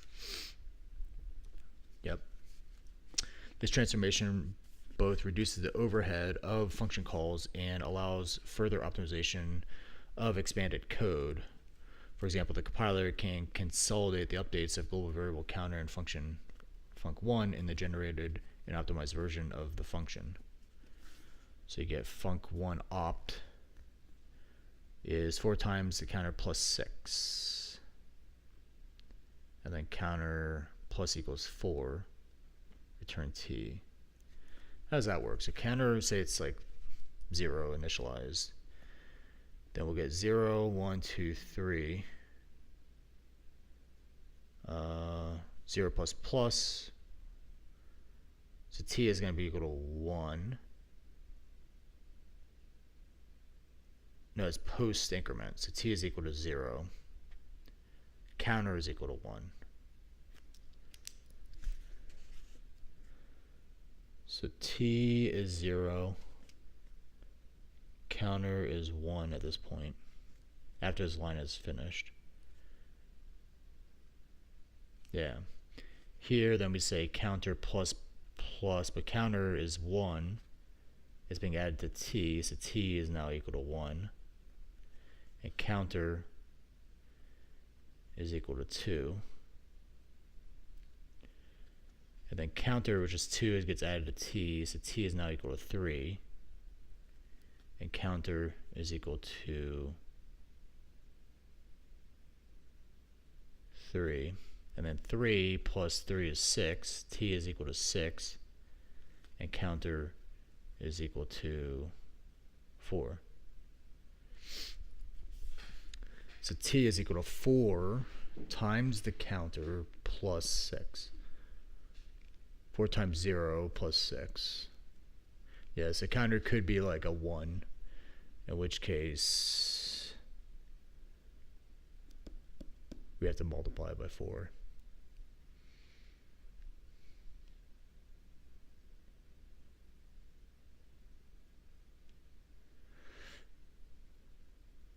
And then counter is just added by 4. Return to, yep. This code faithfully reproduces the behavior of func1 for this particular definition of the function f. Recent versions of GCC attempt this form of optimization either when directed to with the command line option f inline or for optimization level 01 and higher. Unfortunately, GCC only attempts inlining for functions defined within a single file. That means it will not be applied in the common case where a set of library functions is defined in one file but invoked by functions in another file, in other files. There are times when it is best to prevent a compiler from performing inline substitution. One is when the code will be evaluated using a symbolic debugger such as GDB, as described in section 310.2. If a function call has been optimized away via inline substitution, then any attempt to trace or set a breakpoint for that call will fail.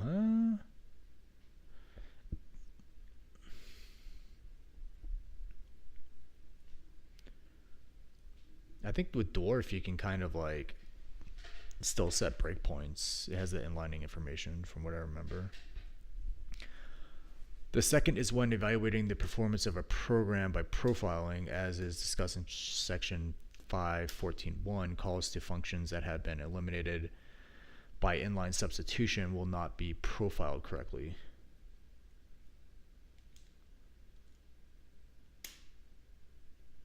No doubt, no doubt. Most compilers do not try to determine whether a function is free of side effects and hence is a candidate for optimization, such as those attempted in func2. Instead, the compiler assumes the worst case and leaves the function call intact. Boop. Among compilers, GCC is considered adequate, but not exceptional in terms of its optimization capabilities. It performs basic optimizations, but it does not perform the radical transformations on programs that more aggressive compilers do. As a consequence, programmers using GCC must put more effort into writing programs in a way that simplifies the compiler's task of generating efficient code. Out of all of the C compilers, rank order them on the basis of how well they optimize C code. I just say how well they optimize.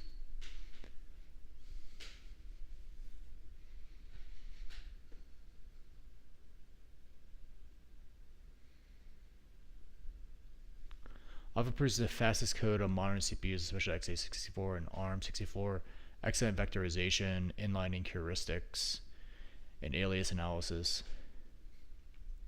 Very strong with LTO plus PGO. Tends to be slightly ahead in newer ISA exploitation, AVX 512 ARM SVE.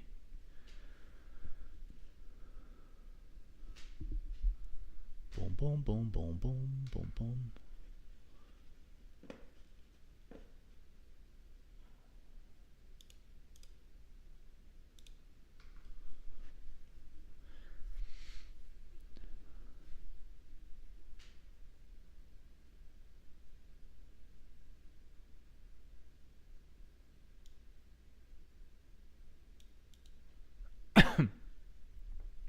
Extremely mature with decades of tuning, still wins in some cases, especially older code bases or unusual patterns.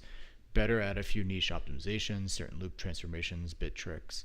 Slightly behind LLVM on average in 2025, but very close. GC was historically the optimization king, which contradicts the book. I don't really trust either the textbook or the or ChatGPT, because the textbook has been demonstrated to be wrong. And it's dated, so maybe I'll lean towards trusting ChatGPT here. Still very competitive or better in some cases. Looped optimization, certain integer-heavy workloads, more mature, obscure architectures. On some workloads, GCC still wins. It's not a strict number 2. Strong but more specialized situational based on LLVM is the Intel 1 API DPC++/C++ compiler. The fuck?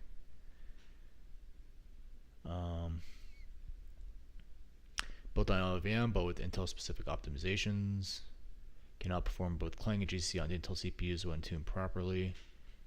Best for HPC, Intel CPUs, auto vectorization with the AVX 512, especially strong vectorization and auto parallelization. Less general purpose shines in HPC scientific workloads. Microsoft Visual Studio Compiler, I think. Much improved over the last decade, still generally behind GCC Clang in aggressive optimization, strong integration with the Windows ABI and tooling, competitive in some real-world Windows workloads. Niche research legacy. We got TinyCC.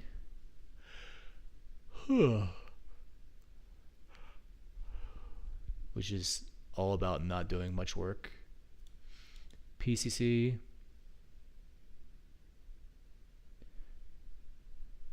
Other research compilers focus on correctness verification, not aggressive optimization.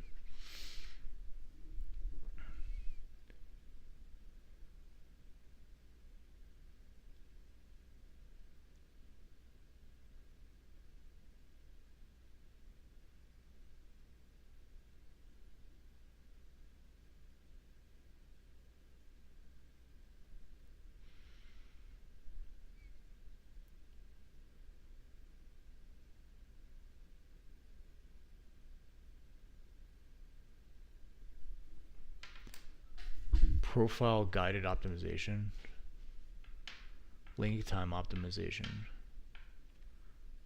which does cross module inlining. Nice. Code shape compilers don't fix bad memory access patterns. True, true, true.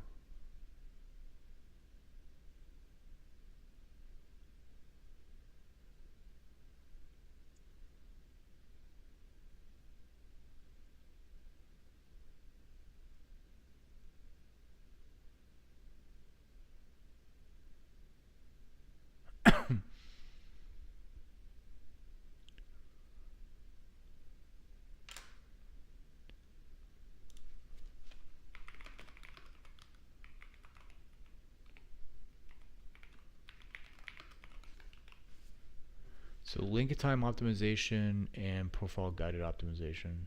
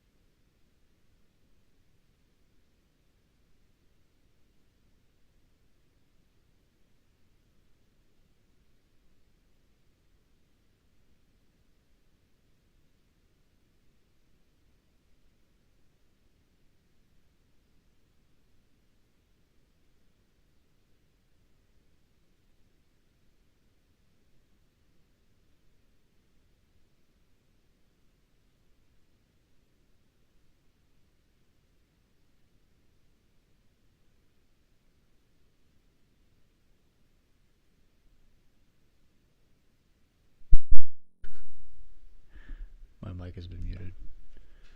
I think it's pretty cool. Go supports profile guided optimization. I'm actually going to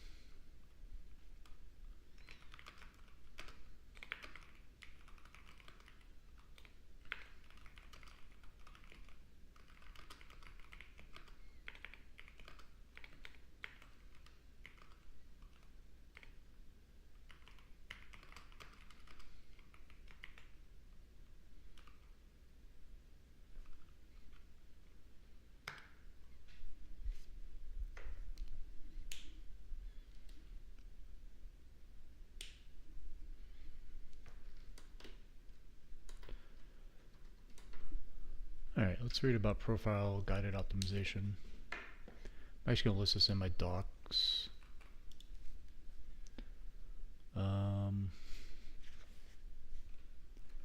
Yeah. How about we pull this thing out, send it over to 2, open a terminal, jump to learn log. What do we do with our docs?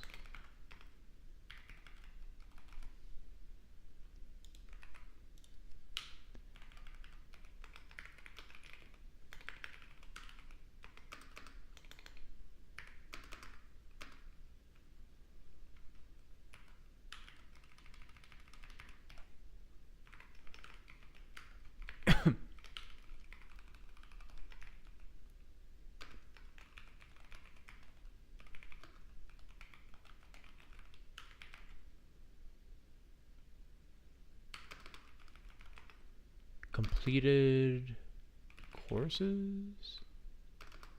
Completed? Nothing. Delete.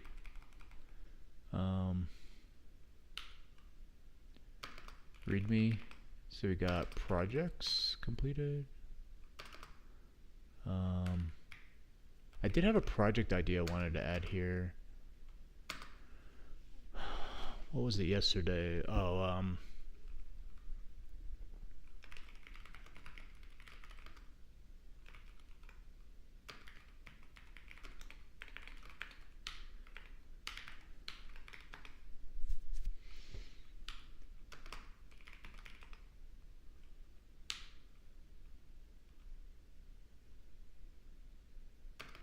papers.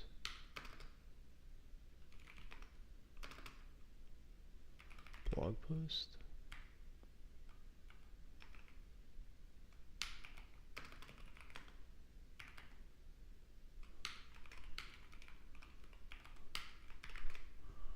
Okay, let's go ahead and read this, and that'll be probably the 30 minutes. I don't know, we'll see how long it takes to read this. I started in Go 120. What's the latest version of Go anyways? dl.golang.org. Golang dev DL, I think it is. 126.1. Okay, we're getting pretty high up there. Starting in Go 120, the Go compiler supports profile guided optimization to further optimize builds. Profile guided optimization, also known as feedback directed optimization, is a compiler optimization technique that feeds information in a profile from representative runs of the application back into the compiler for the next build of the application, which uses that information to make more informed optimization decisions. For example, the compiler may decide to more aggressively inline functions, which the profile indicates are called frequently. In Go, the compiler uses CPU pprof profiles as the input profile, such as from runtime pprof or net hp pprof. As of Go 122, benchmarks for a representative set of Go programs show that building with PGO improves performance by around 2 to 14%.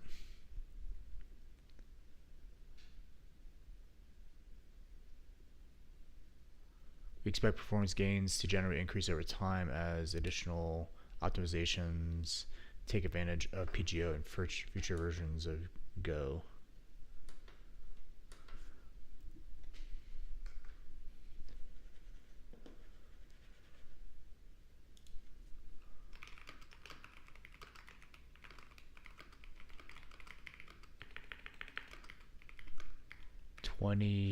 So 2 to 14%.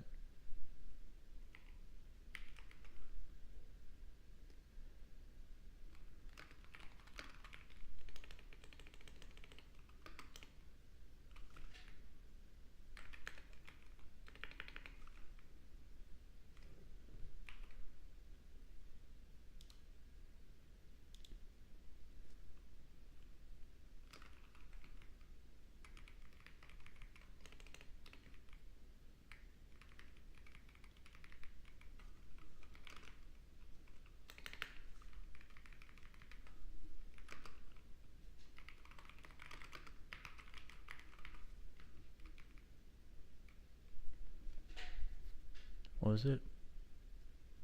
2 to 14%.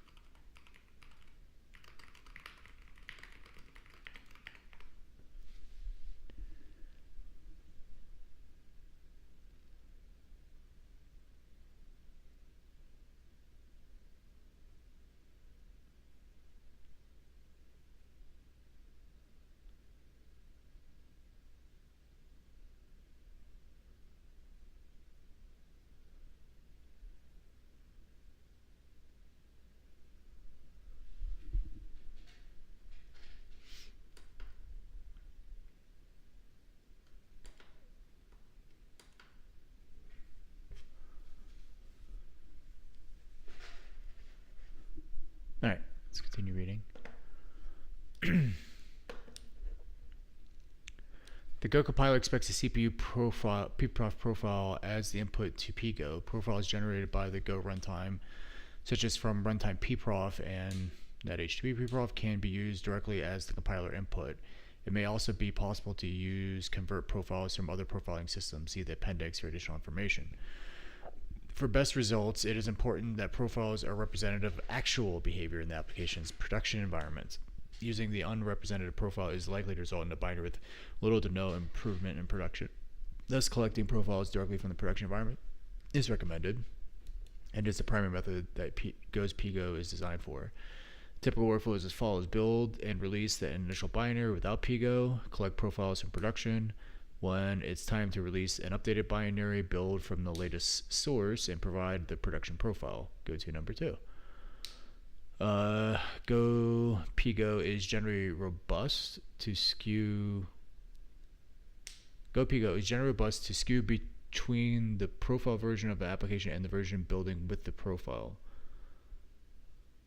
Robust to skew between the profile version application and the version building with the application, so that, as well as to building with profiles collected from already optimized binaries. This is what makes this iterative lifecycle possible. See the auto FDO section for additional details about this workflow. The fuck is FDO?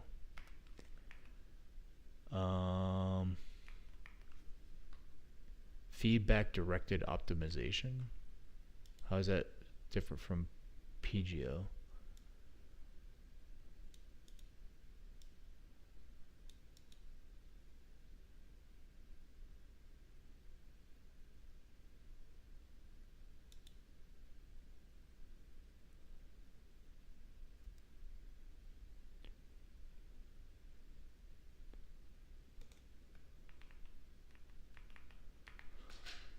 Okay, if it is difficult or impossible to collect from the production environment, e.g. command line tool distributed to end users, it's also possible to collect from a representative benchmark. Note that constructing representative benchmarks is often quite difficult, as is keeping them representative as their application evolves. In particular, micro benchmarks are usually bad candidates for PGO profiling, as they only exercise a small part of the application, which yields small gains when applied to the whole program. Building with PGO. The standard approach to building is to store a pprof CPU profile with the file name default.pgo in the main package directory of the profile binary. By default, Go build will detect default.pgo files automatically and enable PGO. Committing profiles directly in the source repository is recommended, as profiles are an input to the build, important for reproducible and performant builds. Storing alongside the source simplifies the build experience, as there is no additional steps to get the profile beyond fetching the source. For more complex scenarios, the Go build-pgo flag controls PGO profile selection. This flag defaults to PGO is equal to auto for the default PGO behavior described above. Setting the flag to PGO off disables PGO optimization entirely. If you cannot use default PGO, e.g. different profiles for different scenarios of one binary, unable to store profile with source, etc., you may directly pass a path to the profile to use, e.g. go build PGO temp foo pprof. Note, a path passed to PGO applies to all main packages.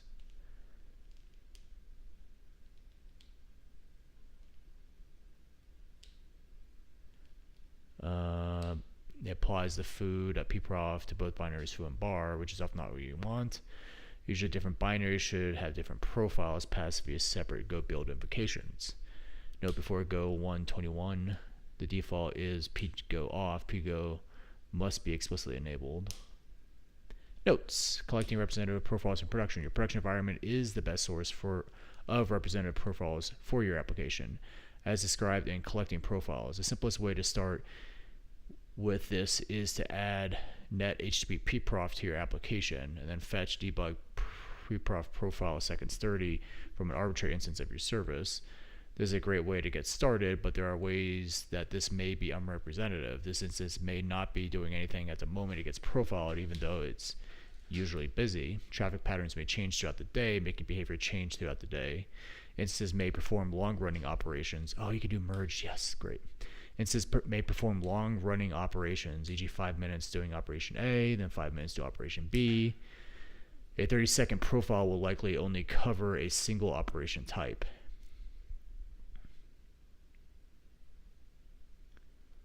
Instances may not receive fair distributions of requests. Some instances may receive more than one type of request than others. A more robust strategy is collecting multiple profiles at different times from different instances to limit the impact of differences between individual instance profiles.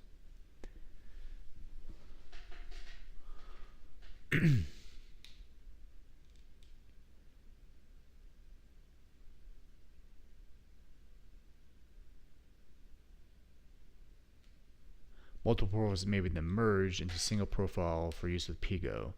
Many organizations run continuous profiling services that perform this kind of fleet-wide sampling profile automatically, which could then be used as a source of profiles for Pigo. Merging profiles. The pprof tool can merge multiple profiles like this. Go tool pprof proto A, B, merged. Nice. This merge is effectively a straightforward sum of samples in the input regardless of wall duration of the profile. As a result, when profiling a small time slice of an application, e.g. a server that runs indefinitely, you'll likely want to ensure that all profiles have the same wall duration. All profiles are collected for 30 seconds. Otherwise, profiles with longer wall durations will be overrepresented in the merge profile. Auto FDO. GoPigo is designed to support auto FDO style workflow. Let's take a closer look at the workflow described in collecting profiles. Build a release of initial binary, collect profiles. When it's time to release an updated binary, build from the latest source, and provide the production profile. Go to 2. It sounds deceptively simple, but there are a few important. Wait a minute, how's this different?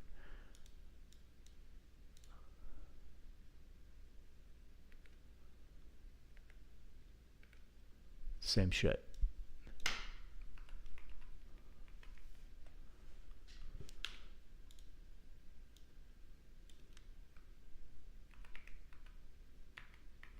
Yeah, it's identical.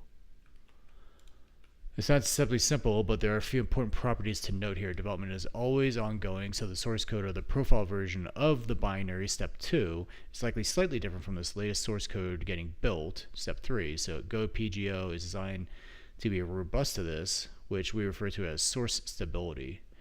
This is a closed loop that is, after the first iteration, the profile version of the binary is already Pigo optimized with a profile from a previous iteration. GoPigo,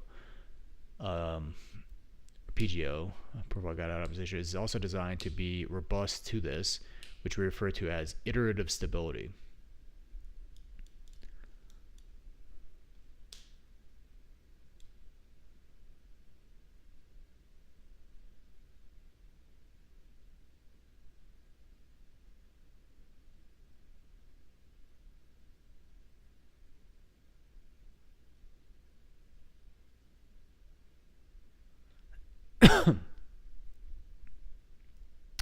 Source stability is achieved using heuristics to match samples from the profile to the compiled source. As a result, many changes to source code, such as adding new functions, have no impact on matching existing code. When the compiler is not able to match changed code, some optimizations are lost.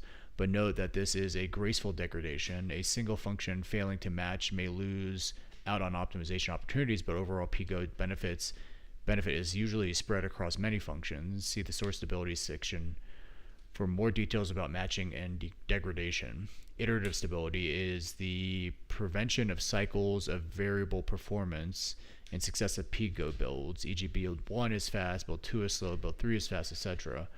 We use CPU profiles to identify hot functions to target with optimizations. In theory, a hot function could be sped up so much by Pigo that that it no longer appears hot in the next profile and does not get optimized, making it slow again. The Go compiler takes a conservative approach to Pico optimizations, which we believe prevents significant variance. If you do observe this kind of instability, please file an issue at GoDev issues no. Together, source and iterative stability eliminate the requirement for two-stage builds, where first an unoptimized build is profiled as a canary, and then rebuilt with Pigo for production, unless absolutely peak performance is required. Source stability and refactoring. As described in above, Pigo makes a best effort attempt to continue matching samples from older profiles to current source code. Specifically, Go uses line offsets within functions, e.g. call on fifth line of the function foo. Many common changes will not break matching, including changes in a file outside of a hot function, changing code above or below the function, moving a function to another file in the same package. The compiler ignores source file names altogether.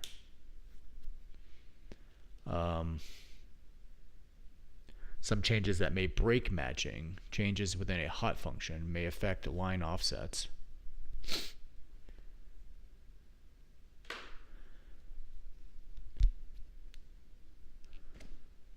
Changes within a hot function may affect line offsets. Okay. Renaming a function and or type for methods changes symbol names. Moving a function to another package changes symbol names. If the profile is relatively recent, then differences likely only affect a small number of hot functions, limiting the impact of missed optimizations in functions that fail to match. Still, degradation will slowly accumulate over time since code is really refactored back to its old form.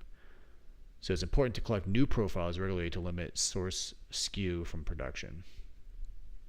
One situation where profile matching may significantly degrade is a large-scale refactor that renames many functions or moves them between packages.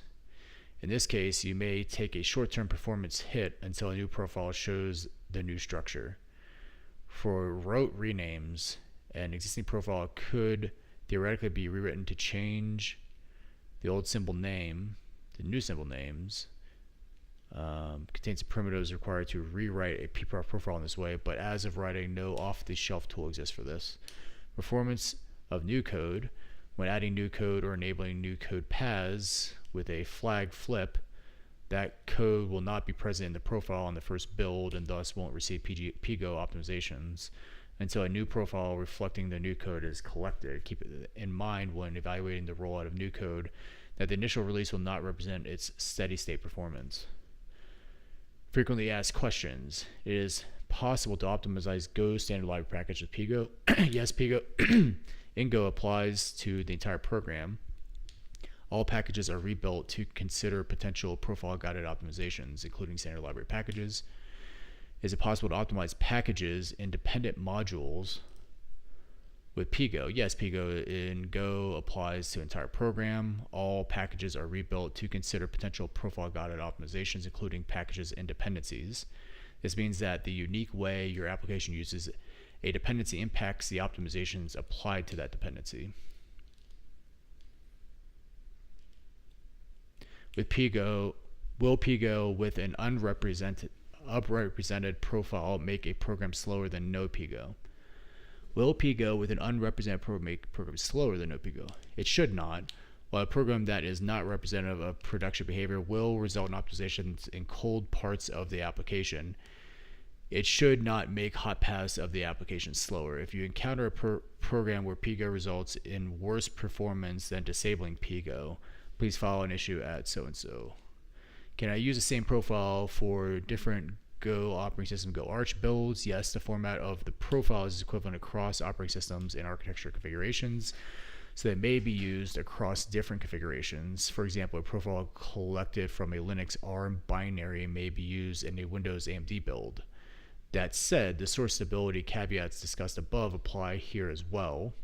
Any source code that differs across these configurations will not be optimized. For most applications, the vast majority of code is platform dependent, so degradation of this form is limited.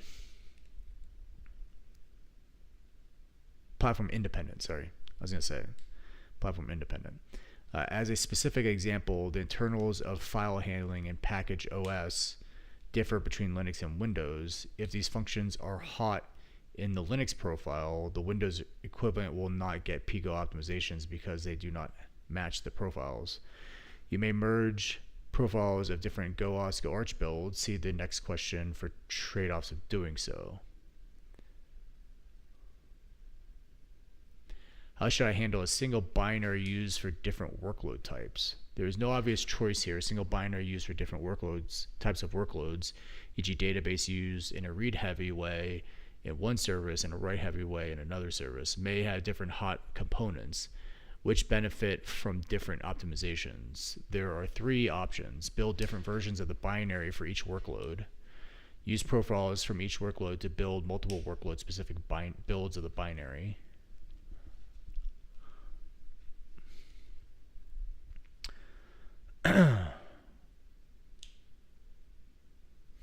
Alright, build different versions of the binary for each workload.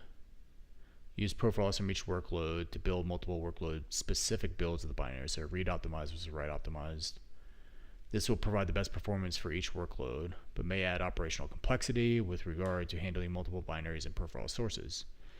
Build a single binary using only profiles from the most important workload. Select the most important workload, largest footprint, most performance sensitive, and build using profiles only from that workload.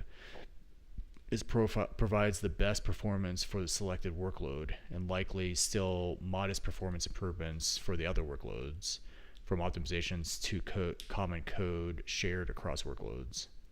Merge profiles across workloads. Take profiles from each workload weighted by total footprint and merge them into a single fleet-wide profile used to build a single common profile used to build.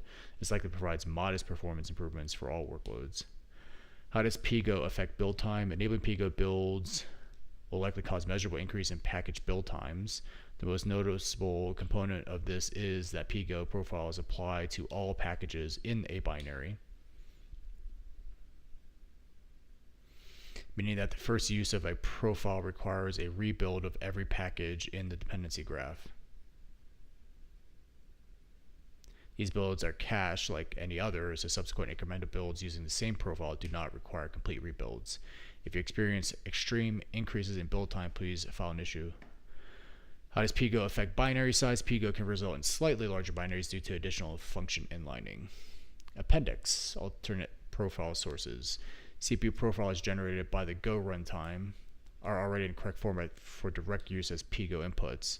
However, organizations may have alternative preferred tooling, e.g. Linux perf, or existing fleet-wide continuous profiling systems which they wish to use with Pigo. Go Pigo. Go Pigo. Go Pigo. Profiles from alternative sources may be used with Go Pigo if converted to the pprof format, provided they follow these general requirements. One of the sample indices should have the type unit samples per count, or CPU per nanosecond. Samples should represent samples of CPU time at the sample location. The profile must be symbolized. Function.name must be set. Samples must contain stack frames or inline functions. If inline functions are omitted, Go will not be able to maintain iterative stability. That's how they do it. Function.startLine must be set. This is the line number for the start of the function, i.e. the line containing the func keyword. The Go compiler uses this field to compute the line offsets of samples, location.line.line minus function.startLine. Note that many existing pprof converters omit this field. Note, but before Go 1.21 dwarf metadata omits function start lines, which may make it difficult for tools to determine the start line. See Go Pigo tools page of the Go wiki for additional information about Pigo compatibility of specific third-party tools. Go wiki. I've actually never been to the wiki. Um,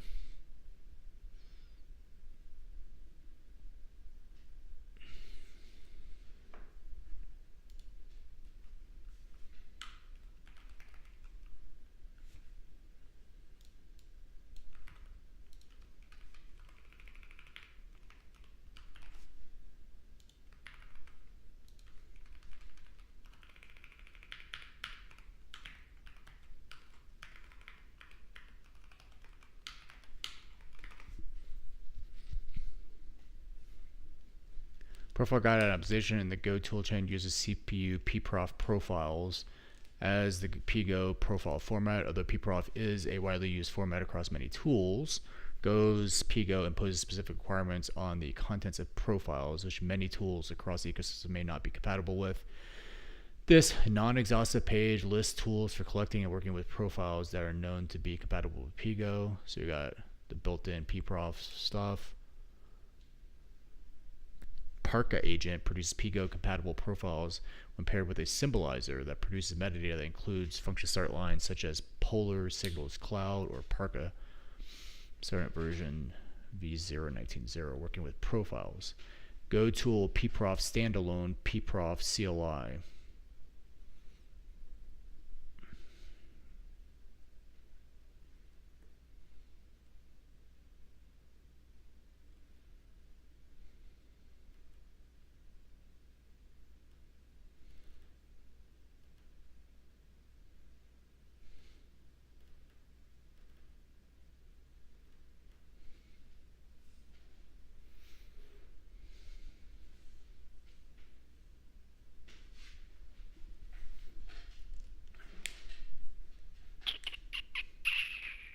Four more minutes.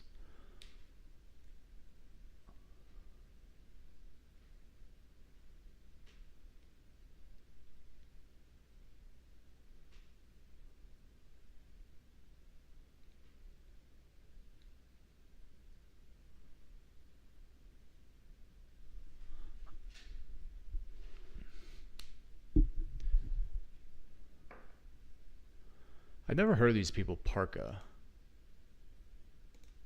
and Polar Signals Cloud.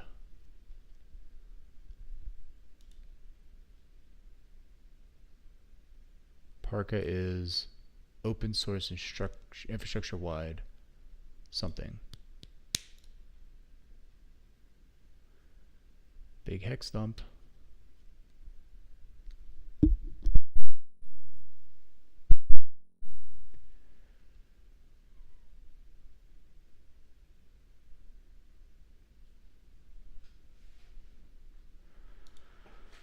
Okay.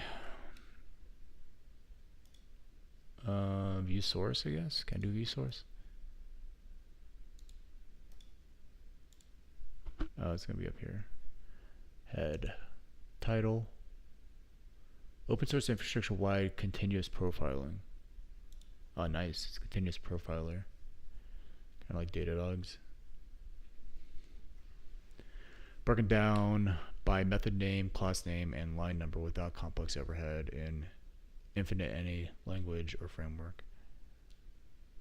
I hate fucking emojis in text. Please stop doing that. The fuck is going on here?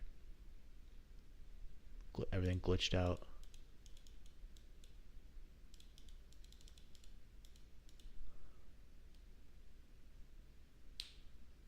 I want to see the Go thing, but this UI is a bunch of bullshit.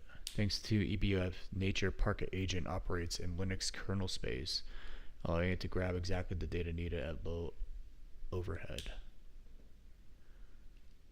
Huh.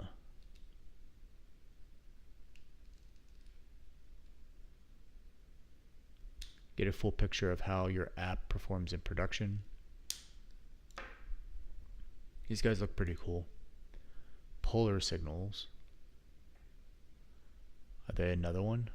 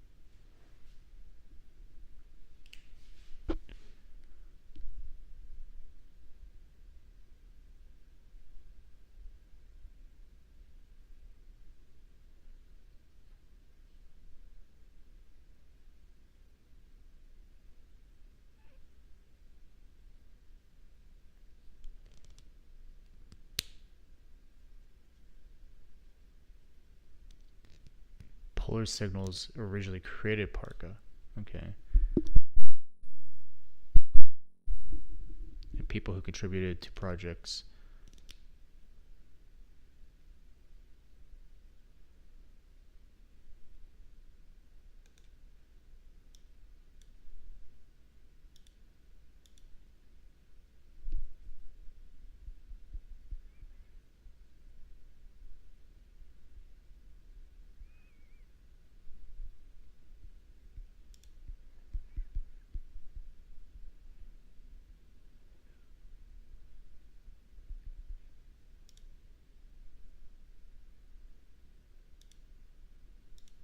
Three years ago. Good Lord. 3 years ago.